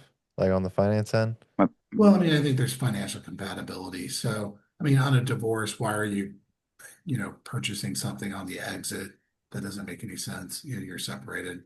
Um, there's this, it's kind of silly. I can't imagine a situation where that guy feels obligated to become month to month poor to support somebody that's no longer with you, unless that's being mandated by the court. And it depends how long they were together for. But you're creating a situation where you have to provide for a lifestyle that they got used to. Here's a question to ask him. Because when I went through my divorce, I was stupid. I didn't get a lawyer. I signed whatever her lawyer came up with because I had hope. She Yeah. gave me a false sense of hope that this was just temporary, that could get back together. And so I was willing to do anything for that chance that it might fix the relationship. Is he hanging on to a hope that the divorce might not happen? Is he hanging on to that he might get back with her? Because if there's any bit of hope, a guy will do crazy, crazy things. Yes. Yes. I agree. And I think that like the original decision of purchasing that was one of the things where it's like this will keep her here. Hmm. But Yeah. it was purchased before the divorce things came up. It's like it was not long ago, but before it got to a point where Yeah. just to be like open up. Let me I actually want to get you because I think you are correct, Tex, where like originally it was like we'll get this because that'll make her happy and that'll make our relationship better if she's happy after we buy this. I think you're Hmm. absolutely correct in that assumption. Where I could actually use some brain power from you guys and some help on this. Let me paint the scenario for you guys as far as like where this is at. And I want to hear from you because you guys have all gone through the process of divorce. I haven't. I don't know. Like, seriously, like, I don't know what goes on in this. And like, Wild. yeah, I know it's wild. I've seen everyone go through it. But here's the picture. And then you guys tell me like, what do we do in this scenario? So she had an affair. He is initiating the divorce now. They have a house. He has a car and she has this car. The house and this car that she has, they're both in his and her name. Okay. They're right now in the process of just civilly divorcing. So he initiates it. They're not like, I got a lawyer, you got a lawyer. They're just saying, hey, here's the deal that has been laid out. You go your separate way with the car. I'll go my separate way with the responsibility of the house. And since like he can't take his name off the car because she can't get approval for the refinance on the loan, right? So it's stuck there. Like it's stuck as is. Okay. So the agreement is they go their separate ways with those assets. Yeah, I know this is crazy. And if he misses 2 payments in a row on the house, it goes to her. If she misses 2 payments in a row on the car, it goes to solely him. Now, where he is at, this like he's got that all worked up. They discussed it. And now he's like, hey, all you have to do is sign this and it's done. Like, divorce is done, we're done. On his end, he's trying to accomplish this, of course, because if she lawyers up, he's screwed.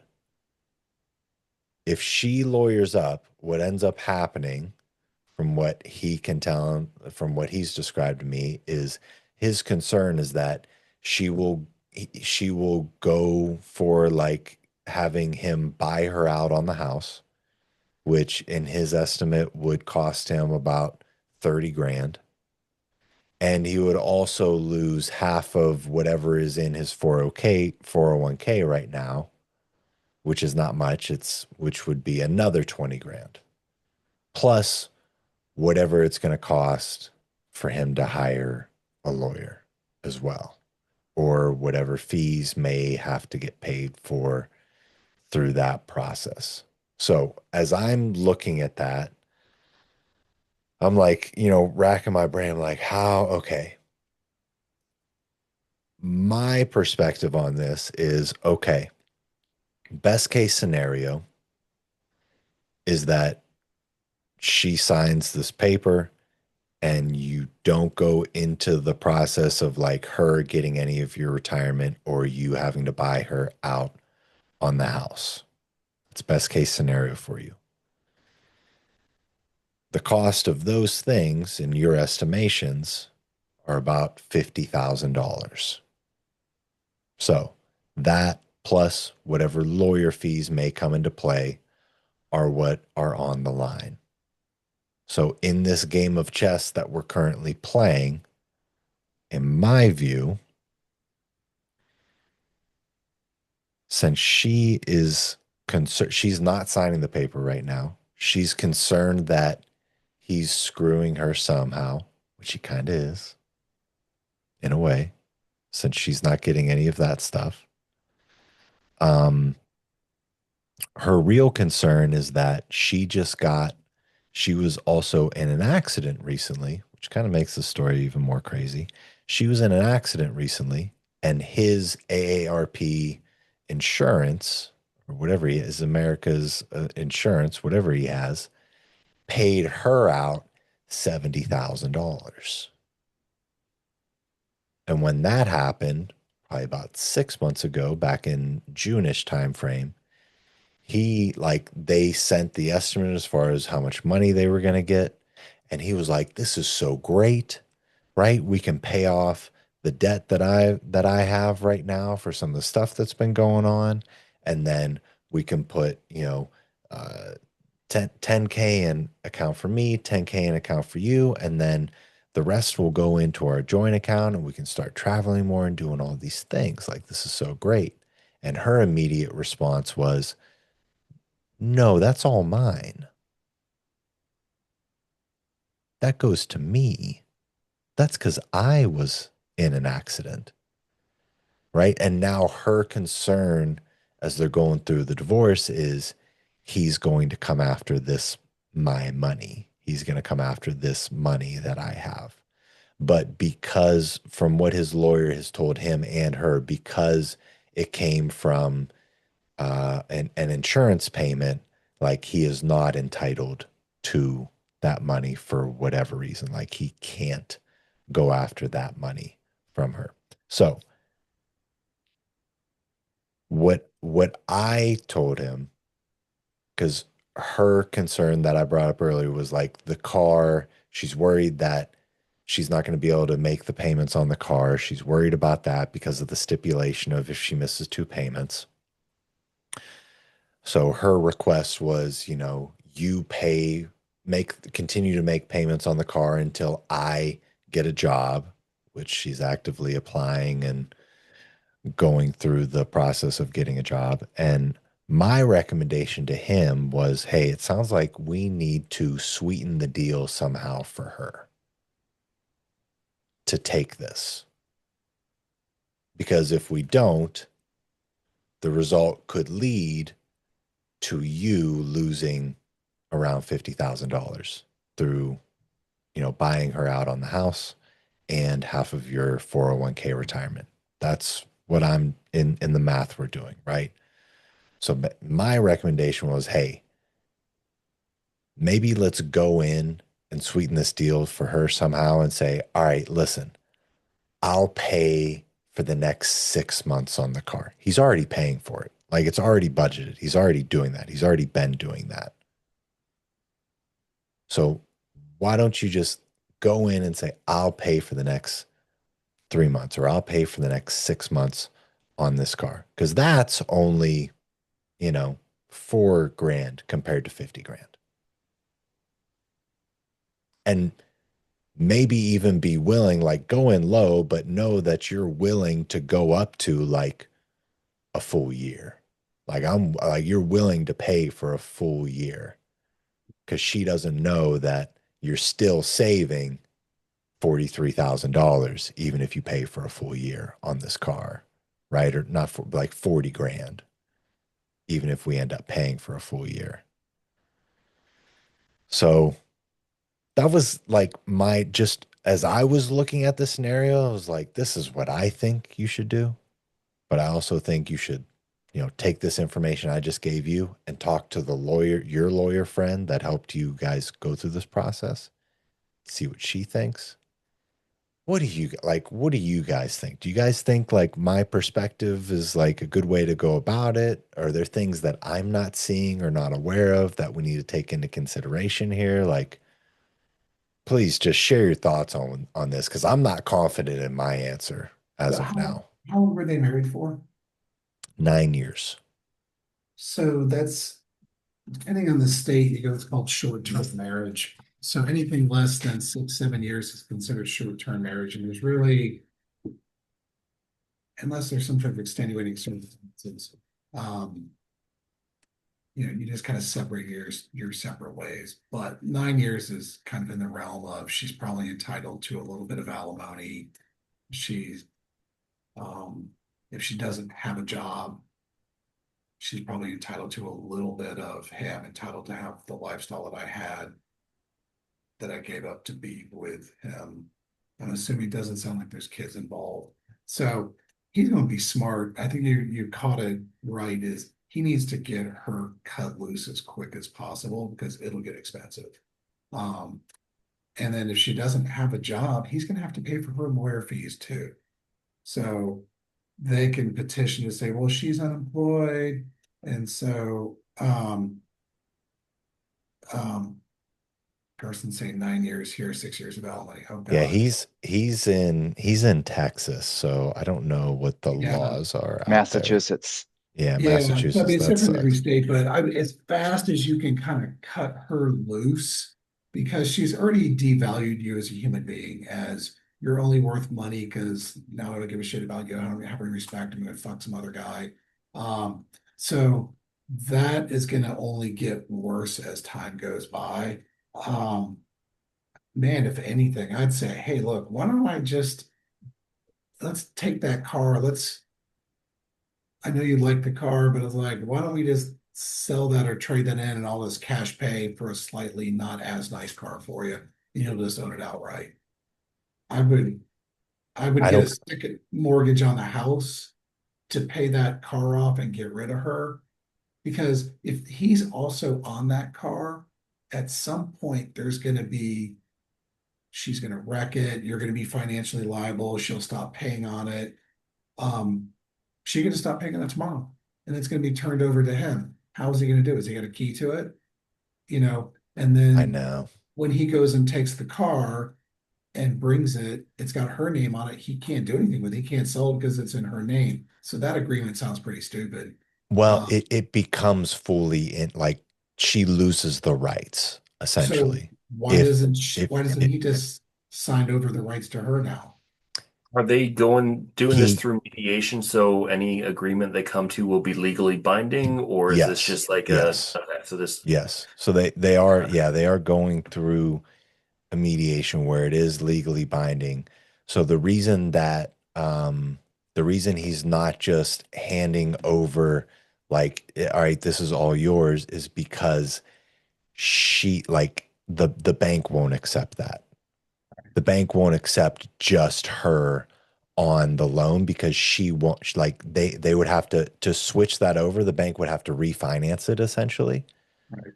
to be But because if and it's saving, she won't be able to afford like it'll be a whole different structure and payment system and her credit's like you know terrible compared to his. yeah, this all sounds familiar. I went through all this. So, so why doesn't I agree with Jeff. He needs to do whatever he can to cut ties. Is there any way that he can get his name off the the loan, car? Because that's just going to cause issues down the line. right? That'll be an expense in the future. That's going to be legal expenses in the future. There's going to be some sort of manipulation control thing there. But that will pop up again.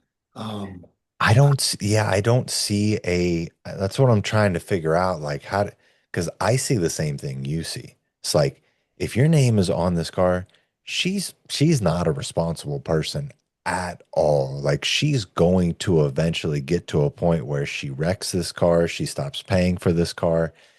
You don't want the car. The car is a huge like the car is a liability for you, a huge liability for you in my eyes. Like moving forward it is just going to be a huge pain in the ass.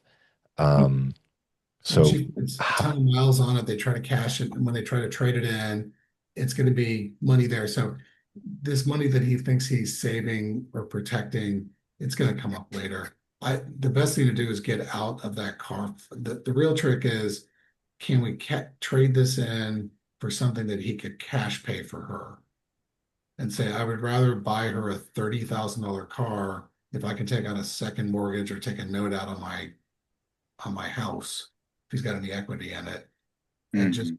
cash. Let's get out of that car and let me just cash pay it. So and just sell it to her as, look, you may not be able to afford the payments. Let's have you have zero payments.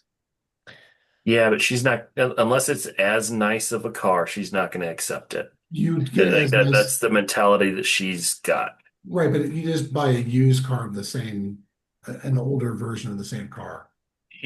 It's not new though.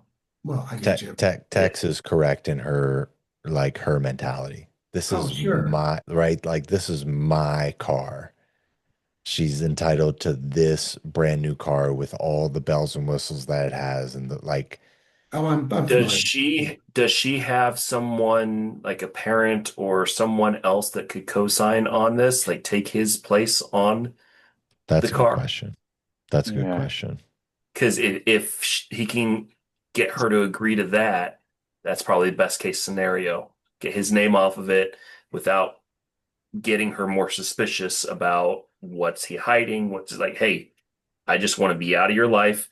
Can your mom, can your sister, can your brother co-sign on this? Can your, you know, new boy toy co-sign on this?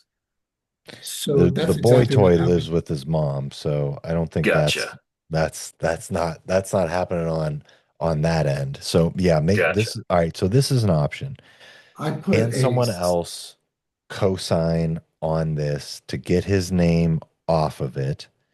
And in with that, like I think for him, he can also offer to make like make a certain amount of payments on it just to be, you know what I mean? Just to sweeten that deal of like, hey, my name's not on this at all anymore. So no matter what, you keep it. And I'm going to continue paying for it for the next 6 months for you while you're trying to find a job and you're living and working out your living situations. So what I did with my ex was I gave her 6 months to get a job or to find a co-signer for her car and the house. She wanted to stay in the house I was in. So she got 6 months. In 6 months, she she actually got a boyfriend to co-sign on the mortgage with her. I was like, and I thought it was her parents until I saw the filings with whatever the state. I was like, wow, she got a guy. I was like, perfect. Um, so okay, poor guy.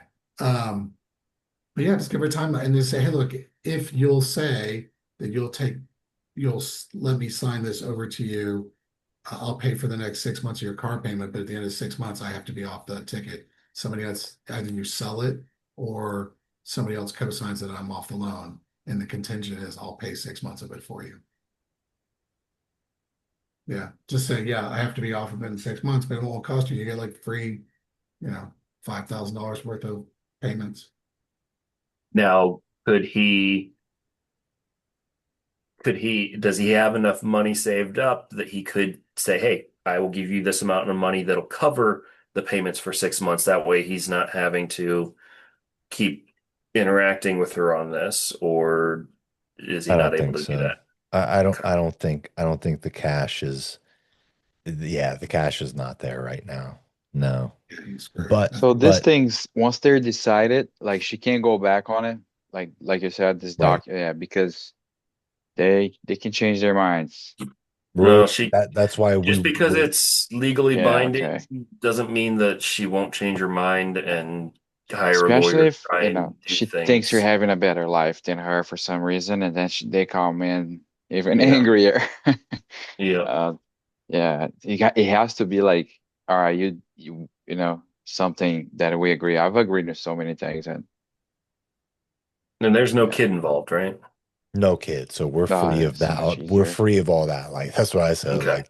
Like, thank It's God, so dude. much Like, easier. Full I it'll think be disclosure. much easier. whatever he needs to do to sever any sort of legal, so there's no reason for her to contact him about anything. That's going to be the best way to do it. I'm with you. Yeah, I And agree. I think it even comes down to selling the house. Like sell the house, split the money or whatever, and start new. Yeah, let's put that option out there. Selling the house. Is that is that an option? I mean, he probably doesn't want to, but I don't think he does. Like, he's definitely trying to keep the house and kind of like not really allow her to get any of any of that part of the asset. well, he's gonna have to write a check. So, I But mean, her name is on it until he pays it off, basically. The car. Yeah. Well, then you know what? He's gonna have to write a check of some flavor and make it, you know, if she's dumb enough to say, yeah, I'll have somebody co-sign it within 6 months or a year, or it has to be sold within 30 days or turned over and sold. Right. So, Or any like legal any ramifications of what happens next, or like he's free and clear of. right. And then the liability of if she crashes the car and kills somebody, his name is on it.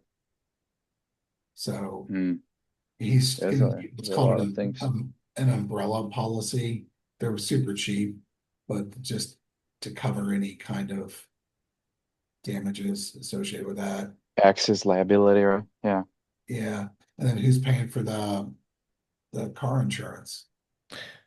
Well, he is right now, but like that's the another piece of it, right? That's on her moving forward. So maybe that can be part of the deal for us for those 6 months. Yeah, because if she crashes, then his premiums go up forever. She gets tickets, his premiums go up. And if she crashes and kills someone, it's not just the insurance it's then, hey, those people could come after you and sue you. Right. Like, oh, your name's on this, so you're responsible. Like, That's why you don't want to be it's, on that car at all. yeah, he needs, I'd say paying for insurance just because that means his name would be on there, unless there's a way for him to just give her the money, get his name off completely. Sure, I understand. Yeah. Like here's the money up front. Because if his name's on there, he's saying I'll be responsible for your actions. And clearly she doesn't make good choices.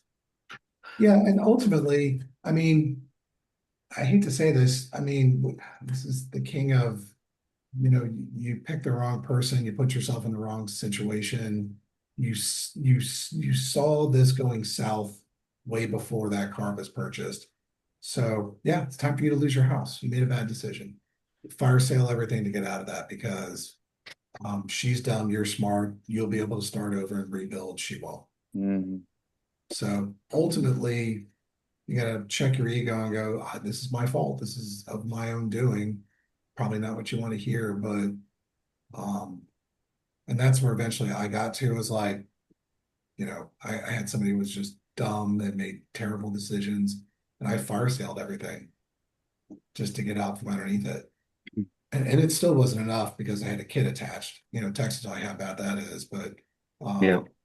so even though she got everything so I could be clear of her, it was never going to be enough and then she took it out on the kid to this very day, and still does. So yeah, well, I don't want half. I want my half plus your half for the rest of your life. I was like, so that you can't get away from that mentality. mm. So, just I would tell them just fire sale it. If you have to sell your house, fuck it. You'll buy another house. Don't worry about it. Or just tell her within 3 months, if you sign this, I'll pay off the car for you. Or if you'll trade it in and get a car that's worth $30,000, I'll pay cash for the car I'll pay it off for 800%. And just sell the house. Get out from underneath, just separate and just cash pay to get away from her. Have to. A house will make money every year, not the car. Yeah. Yeah, I that's the yeah, I know. yeah. He's I think I was about like, because I got to that point where right now, you know what? I just want this done. So whatever that I have to give, I'll give right now. And then I think it's just like Dr. Jeff, like accountability. Like you fucked up, Like, there's many times that I said, yeah, I gotta get out of here. And I didn't. And then she got pregnant. Then all right, now I'm a dad, family. And then that's where I'm at now.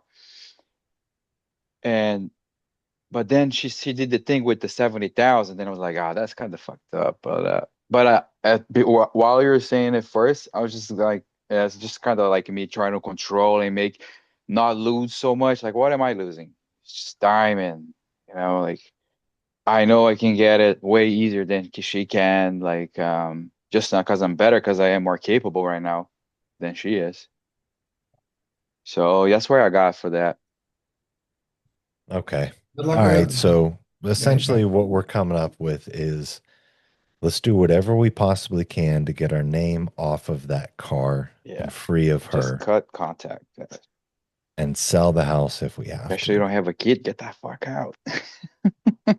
I would give it everything to like get out of that system. Yeah. Just get out of it at all cost. Yes. Because if she lawyers up, then you're going to pay for her lawyer fees, going to be $500. He's going to be 20, 30 grand in legal fees. It's a lot. And they stay forever, Yeah. way longer than they have to. Yeah. The, Okay. All I right. just I'm remember, in agreement. Yeah. Yeah. Because yeah, if she doesn't have a job right now and she lawyers up, he's on the hook for that. yeah. Okay. All right. Yeah, that's an easy choice because that, I mean, if that happens, it's the 20 grand for the house or the 30 grand for the house, the equity of the house. It's the the 20 grand for that 401k account and then probably 30 grand for the lawyers minimum, right? Yeah. Especially if she's out to hurt him, which it Yeah, seems that's like she yeah. is, which Mhm. it seems like she is, honestly, like the vibe that I'm getting. Like she's kind of torturing him. Yeah. Like she's like he walked out to his car. I don't know where it was parked at, but he walked out to his car and there were pictures of her and the new boyfriend together on like Man. shit like that. Goodness. Yeah, he needs to do everything to sever connection with her. All right, yeah, Yeah. Latino girl. Oh, man, oh, gentlemen, What a mistake. do not get married. Curse it does. Well, just marriage is no longer the institution it used to be. So that's the shame of it all. And Talk unfortunately, about marriage resentment on now, the girl, huh? well, marriage now is you've turned it over to the government to decide how to split up your assets. So, um, I don't know, there needs to be, I don't know, there needs to be an education process for men. Everybody wants to get married. Everybody wants to get engaged. And we're like, congratulations. And I'm always like, what are you fucking doing? No. What's your prenup? What is a prenup? I was like, yeah. Prenups, yeah, they're important. People have a judgment on them, they're very important. No. Well, I didn't I think I needed a prenup because I didn't have anything when I got married. I was broke. Yeah. But if you make money in the future, they want it all. So even if you think I don't need a prenup, I don't have anything. No. So yeah, everybody needs one now. So Yeah. yeah, it's one of those things like I don't know how you get around it because in my mind, honestly, the way I'm viewing it at this point, marriage, the covenant of marriage is very different than the contract of marriage. Like if you guys understand what I'm saying, where it's Sure. like I see no value, nor do I see any reason why anyone should get a marriage license like that is a Christian who is like, hey, like we believe in the covenant of marriage because that contract has nothing to do with that. All that is now you're letting the government define what marriage is. That's what we're doing. That's all we're doing. Now the government is defining what a marriage is. And we're all subscribing to it because everyone here who's been married has signed that contract. The other piece of it where I'm like, all right, if we just if we all get into the mindset of like, all right, let's all just get into this mindset of we don't need that contract. Okay? We can just have the covenant like and do it that way. And we like we're married. We don't have a marriage license. We're not under that contract, but we're married, right? But then the problem of that still arises of like in the common law stuff, right? All of that stuff still applies and can still be weaponized against us. And then in that case, if you get married and you have kids, and for whatever reason she decides to leave, you then have no legal claim on the kids.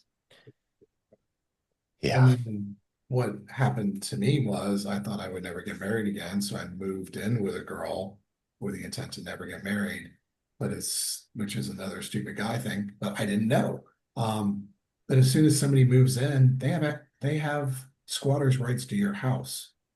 So as I found out, if you break up with somebody to live in your house, they can change the locks on you.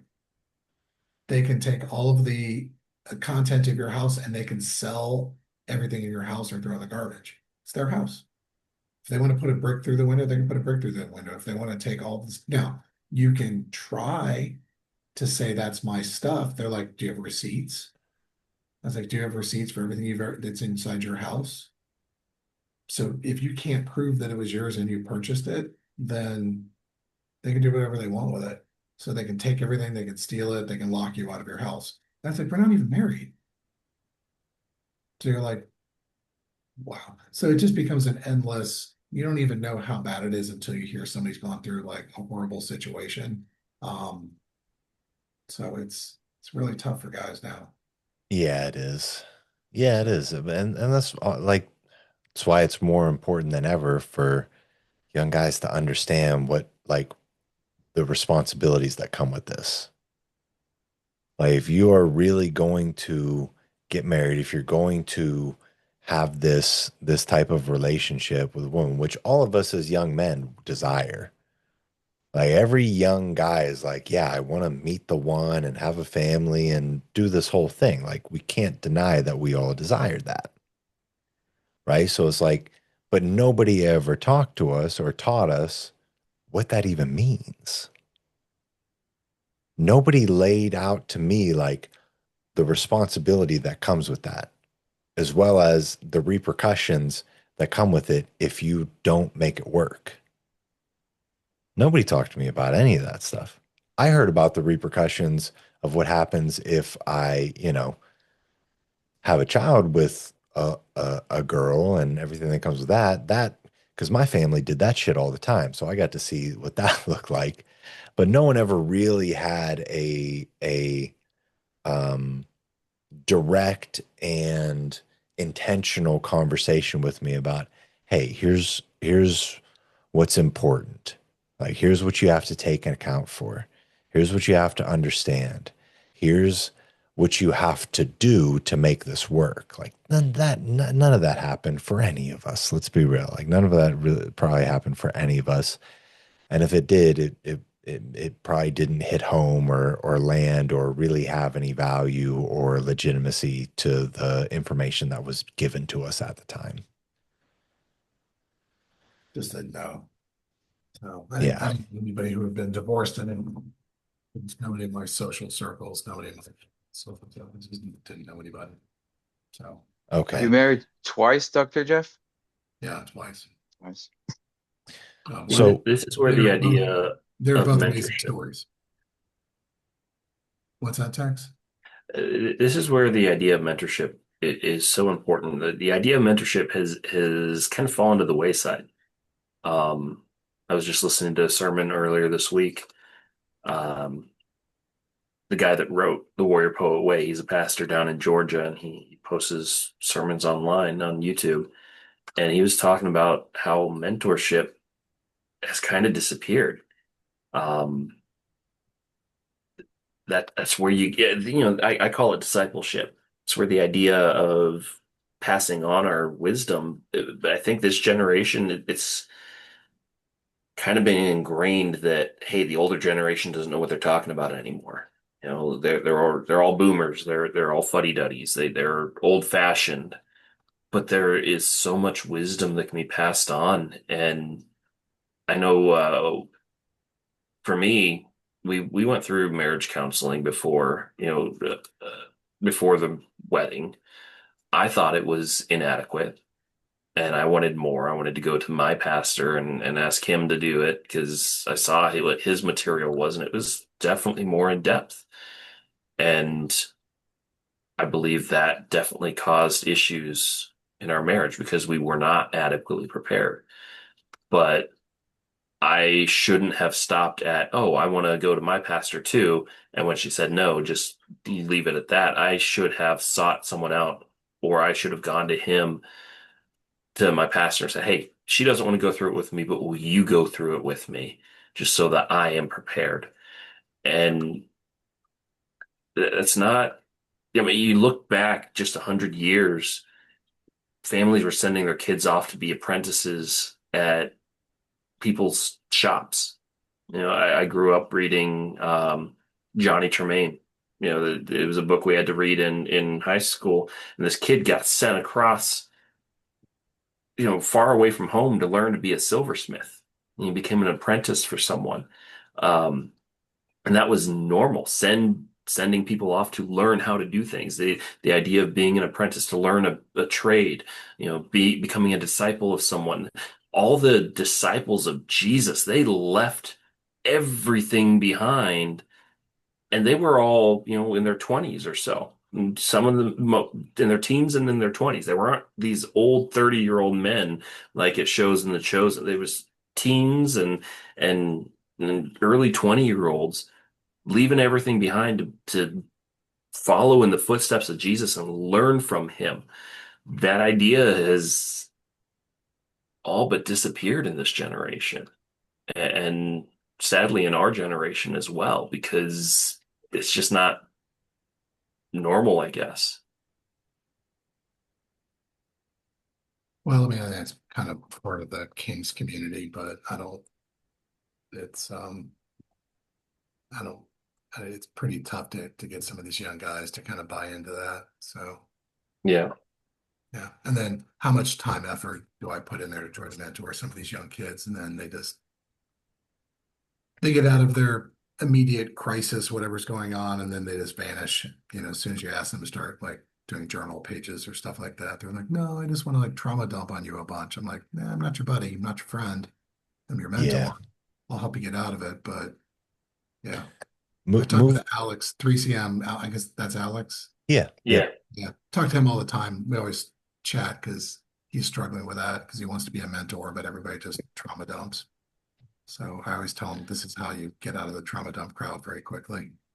So, Well, what we're going to be doing, and this is going to happen in the next week or so here, is from now on, like everyone who's in right now is in, but from now on, to get an invite to the Discord server, period, they're going to have to be a part of the Citadel. Hmm. That's the only answer that I see. Like the Discords are like everyone who's in is in, but uh, to make it so that like the people that are coming in, the guys that are spending time with them, it's being like beneficial to everybody, right? Because there's nothing more exhausting than trying to help someone that just isn't receptive to the help. And that's what ends up happening with a lot of as well as dealing with the endless amounts of trolls and bots and spam and stuff like that that comes in. So I think like adding this step to the funnel where first off they get a free week no matter what. Like they're still getting free access to come in, to hang out, to see what this is about and get the opportunity to talk to us. But the requirement is they have to like just sign up for a $5 a month payment. So they're going to have like access to some type of card or way to just say like I can pay for this if I want to, if you end up moving forward after the 7 days free of that. And I think adding that step will obviously reduce the amount of people that are coming in, but I think that helps. I think that helps everybody. Because now I think it's also identifying like more people who are more serious about it. Because even the guys that actually pay for the Citadel, like they show up to the call. Like they're on the Thursday night call. The guys that got it for free, I don't see them in there. They're not really there. Like the guys that got grandfathered in, I don't see those guys showing up, honestly. But the guys that have skin in the game and paid something, as small as that is, they're there. Like they show up pretty much every single week, and they're taking notes and they're asking questions. And they're eventually like with this last Q&A call, Matt, who's been showing up to the Citadel for like he showed up for a long time. Like he was there every Thursday, and he paid for the Citadel even though he was grandfathered in. Now he's finally on his feet. Like we got him back on his feet. He's got a good career going, and like his life is coming back together. And now, just the other day, like I see him on one of the Q&A calls, and like he pops his camera on. I'm like, oh shoot, Matt, like what's going on, man? How you been? I haven't seen you in a little while. He's like, yeah, my work schedule, like I can't hop on the Thursday night calls anymore.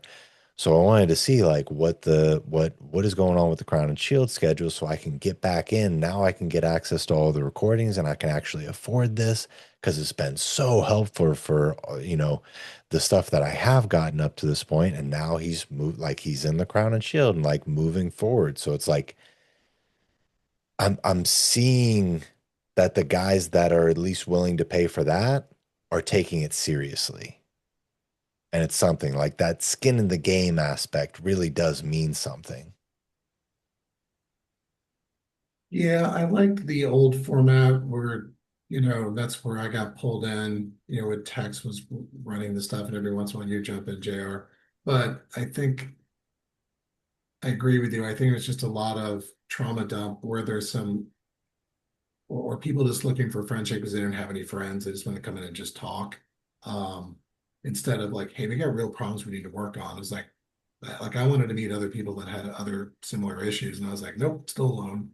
But it's still the process, of loss and grieving, and um, that really needed to be more access to training instead of just kids trauma dumping. I certainly like the Discord where, I mean, there's kids that are suicidal. I think there's, um, I, I think there needs to be some place for these kids to go to get help, but I don't. I probably try to help 20 kids and I'll get one or two of them I feel like I've saved, and the rest of them just kind of vanish with just hours of lost time trying to help them. So I don't get a real bang for the buck that I used to from it. Bang for the buck mean success rate. It's a Yeah, lot. that's kind of the struggle. It's like, all right, number one, are we like helping the people that are coming in? Like, can we help the people that are coming in? And then number two, it's like, all right, the people that are stepping up and just volunteering to help, like, do they feel like it's worth it, or are they just getting burnt out chasing people around and like spending all this energy on people that really aren't like putting anything back into it? Well, I mean, you and I talked about that briefly, but so that's a big part of what I'm doing in like my own private practice. I'm very ruthless now of like, you know, I am here. I'm not your typical doctor. If you're here for pills or if you're here for me to change your life, there's 8 other doctors here that will give you pills. Let me give you their name and let me write you your script today, and you can go see one of them. They're like, but I wanted to come see you. I was like, no, you're not here to change your life. So, um, and I don't want to be bothered.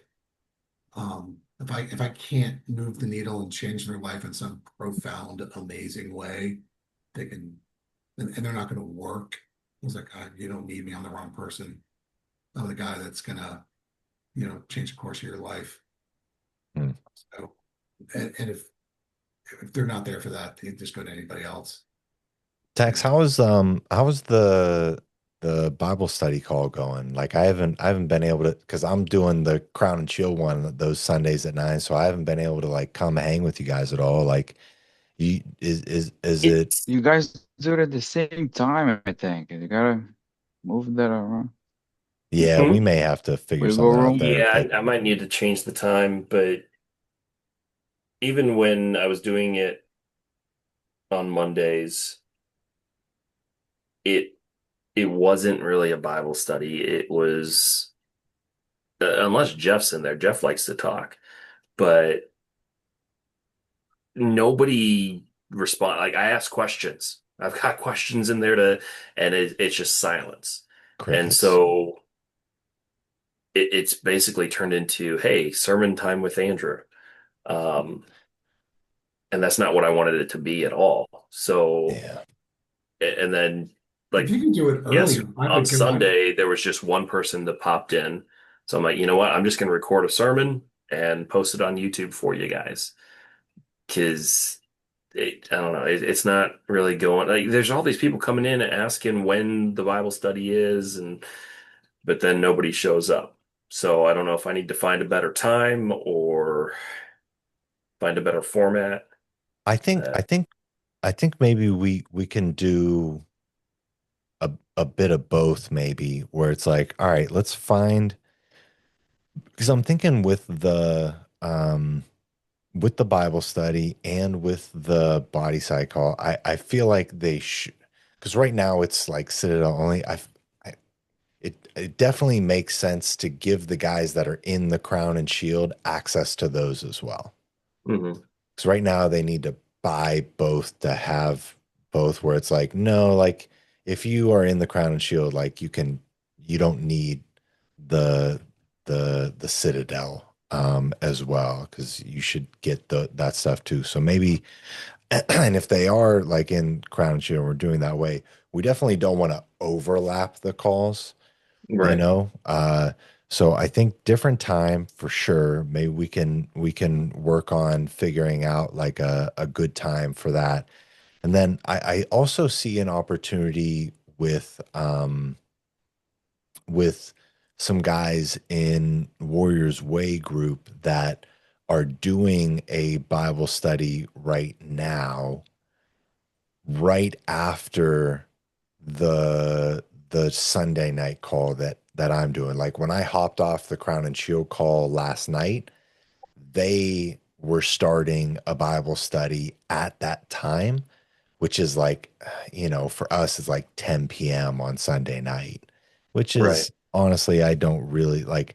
I'm up late all the time now, so like it's okay for me. I don't know that it makes sense for everybody, but they have a group of guys that have been getting together consistently now and just like walking through, they're in Matthew right now. They're in like Matthew 21. They're just kind of walking their way through the Bible essentially and having a conversation about like is each passage as far as they get while they're hanging out together, and then it kind of offshoots into different conversations and questions and everything as they go, which is that I was cool with that format. So maybe it's teaming up with them, since they have a decent core group of like, there was probably like 6 or 7 people that were all like interacting, together Yeah. on it. Maybe it's teaming up with them to like get some more interaction and momentum with it. If that time like is good with you, like that 10 p.m. on a Sunday, I don't know if that works for you. I mean, I'm trying to I'm trying to get to bed at better I time. agree. I agree. As we are speaking at 12:04 p.m. Right. for all of us East Coast guys right now. Yep. Um, yeah, I agree. So I don't love that time. So maybe I mean, let's align schedules again and figure out what a good time is, and then I will be on it with you. That way I'm there and I'm interacting with you. Like if nothing else, like I want to, like, it's something you and I can do together at least, and we'll get a lot out of it. Just us, being Yeah. in a Bible study together, and whoever else wants to join. And then also like making sure all the guys that are in Crown and Shield, like, hey, you guys hop on this as well. And making it open to them, since it right now it's a bigger and more interactive group than the Citadel people as a whole. Right. And Andrew, if you Yeah. want to I team, was. I know I switched it from Monday to Sunday just because I needed a day where I didn't have anything going on. besides Understood. this call Monday nights. But Monday was really my only day that I did not have anything going on after work. And Saturday and Sunday are filled up with my boys and church. And uh, if I'm doing any training, teaching at the range, I needed a day. Understood. Yeah. We all need, like, as far as our schedules goes, like we all need to make sure we got time to just be and hang and like have nothing on our schedule. Yeah. We all need a day like that. What were you asking, Dr. Jeff? Well, I was gonna say, Andrew, if you ever like, I mean, I can't make the 9 o'clock because I'm passed out on Sunday night by 9 o'clock, but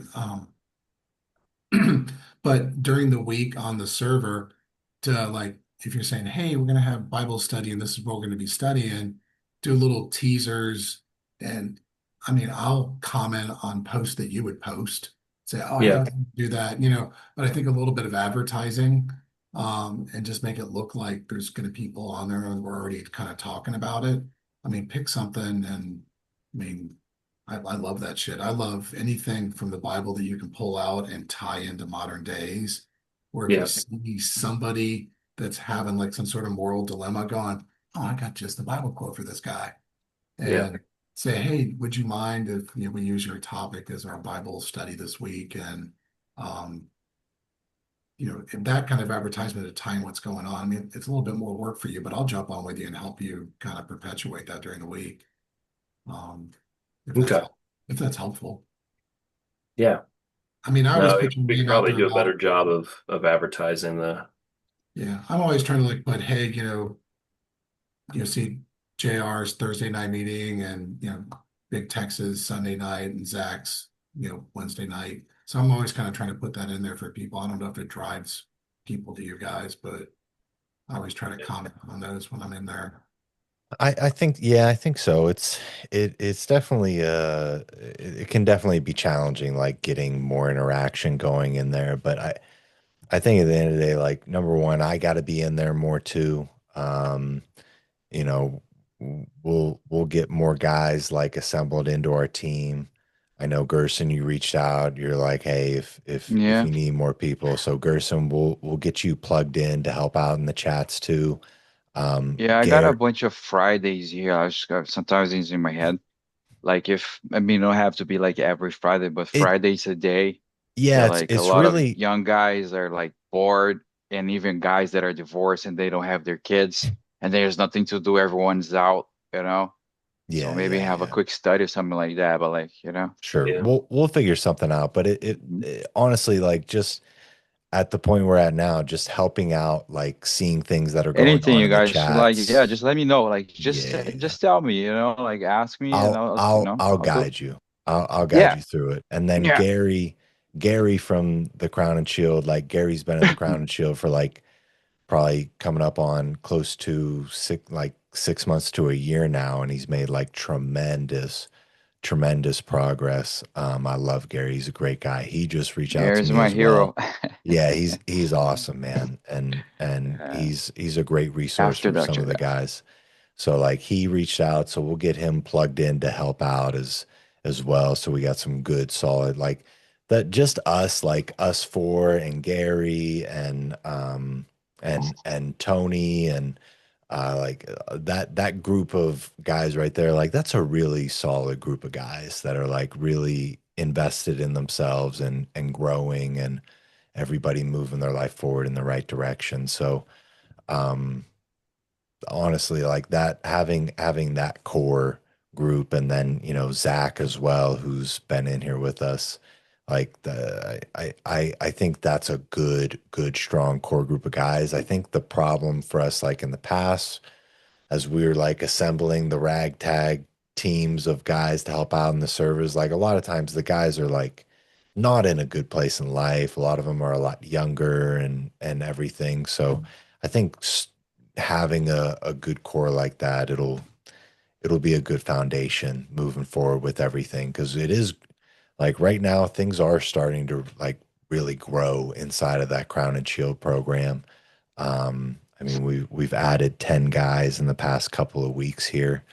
And it seems like it's starting to pick up a lot more momentum every time I'm hopping on these Q&A calls on Friday and Thursday. We're adding another guy in there.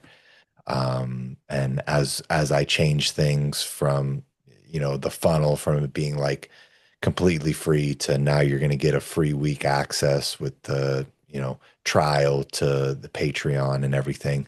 I think that'll look different too as far as the quality of people coming in and our ability to like have good quality conversations and help guys. So we'll see how it all plays out. We're gonna make adjustments as we go, and you guys give me feedback as we're going. Dr. Jeff, I really liked your idea you mentioned the other day where it's like having a men's health call since you're like you're so ingrained in that with the background and how you ran that clinic and optimizing guys' health and explaining to them like what tests they should be getting and what blood work they should be doing and what they can and can't. Like I think that's a really great idea since you're an expert in that area, and it's a thing that doesn't really get talked about, but it's super important. Well, I think it just goes under body, mind, soul. So, when guys are in crisis, I mean, they're in a crisis of religion, of Christ, they're in a crisis of, themselves as a leader. I think what Zach does is important too. So to be able to get people to push weights, be healthy, reconnect with God, reconnect with the purpose, and then pick up the skills to move forward. I mean, I think that's to be that to sell that. I mean, I'm not telling you how to do your brand, but I think part of that is men need to know this is a one-stop shop to that when everything's falling apart, JR's got you. I think that's just an important message. I think that's what drives people when they see your content. That's what drove me. So Yeah. So connected. I just All feel the connected. Like, wow, elements. I'm not alone, and there's people to go that I could listen to and can help. So um, we just have to kind of move things around to figure out, what people actually need or what they'll respond to. But I think the body, mind, soul thing is big. Any part of that's off for me, everything's off. Yeah. Yeah, I agree. Like it's definitely there's a balance and we need to be figuring out in the different areas. So yeah, I'm with you. All right. Well, I think we got a lot of good stuff done. I'm gonna take all this information. So I sent this guy that we talked about tonight, his name's Darius. I sent his Discord username in the chat here. It's Broken Lion. I don't love the name. Okay. But Yeah. if you guys could just shoot him a friend request because he's definitely going to need some support as he's going through this. Just shoot him a friend request. Like, feel free to message him and say hi and just tell him like, hey, JR, told us to hit you up. I would like don't share with him that like we had this whole conversation. Yeah, like I'm gonna tell him that I counsel with some of you guys. But don't throw that out there yet. Just friend request him and let him know you're there for him for now. And he'll definitely be on some calls moving forward. So we'll connect further with him and help him get through this. Yeah, I saw his stuff. Yeah, you mentioned the other day. So I've been trying to connect with, I get right to the point. It's like, where are you from and how old are you? Like, if you're from India and you're 17, I was like, fuck it, I can't be bothered. Because they don't want help. So I'm trying to get to the point where there are somebody who has a job and they're in some sort of legitimate life crisis. And I'm trying to hone in on the 30 plus crowd to find guys that are like, I'm looking at Broken Line now, 9-year relationship with his wife and she had an affair. I was like, that's the guy that needs help. Yes. That's Right. the guy Exactly. that's the guy that will be able to receive help and probably has resources Yes. to participate. So but some of these people write like a fucking like 500-page essay. I'm like, I can't read through it. It is kind of crazy how long some of the stories end up being is like, dang, that's like 5 posts is gonna, I'm gonna have to copy and paste this and put it in a chat GPT to summarize everything for me or so. I don't, like I got a family. Like I I got a job. I got a lot of stuff. I don't know how you even. I like this. I'm 39, but my kid's situation was tense due to the guerrillas and drug lord issues in Colombia. I was like, oh my God, dude, is this a script that you're trying to promote to Hollywood? I was like, I can't read through this. I was like, what is your problem? How can I help you? My dad got killed when I was. Yeah, this is a bit of a move. I mean, this is his life, though. It's I kind of said, crazy. yeah, the broken light. Oh God, yeah, I remember seeing this. Oh, poor guy. He's like the quintessential divorced nice guy. Oh, Ah, hold on. It's just Was yeah. that? Oh, did he shared his story in Or here? a little bit. We gotta, he's just talking about paid all their bills, took her out to nice dates every month, bought her flowers, just all the Yeah, typical, stuff that we were taught. This is how you are married, and yeah. yeah. This is him. Yep. Yeah. I see his messages in here now. Yeah, there's a few guys like that. So I try to reach out to some of these guys, but all right. A lot of these All guys right. can't tell how old they are. Some of them are like, "Oh, I've been in this like serious relationship and like, and that's like we've been together for like 5 years." And then it's like, how old are they? They're like 20. I was like, oh my God, stop. Can't. Yeah. To them, it is the end of the world. But yeah, we'll work through this stuff. We're gonna get dialed in on the people that are coming in and make it better for everybody. Honestly. Well, I'm just, Um, yeah, qualify people a little bit before I spend time with them. So, Yes. Yeah. I'll do my best to qualify them before they even get into the doors, like moving forward. That way we're all because I get it. Like honestly, I've spent endless amount of times in this Discord server over the past 4 years now. Or three or four. I don't even remember how long it's been.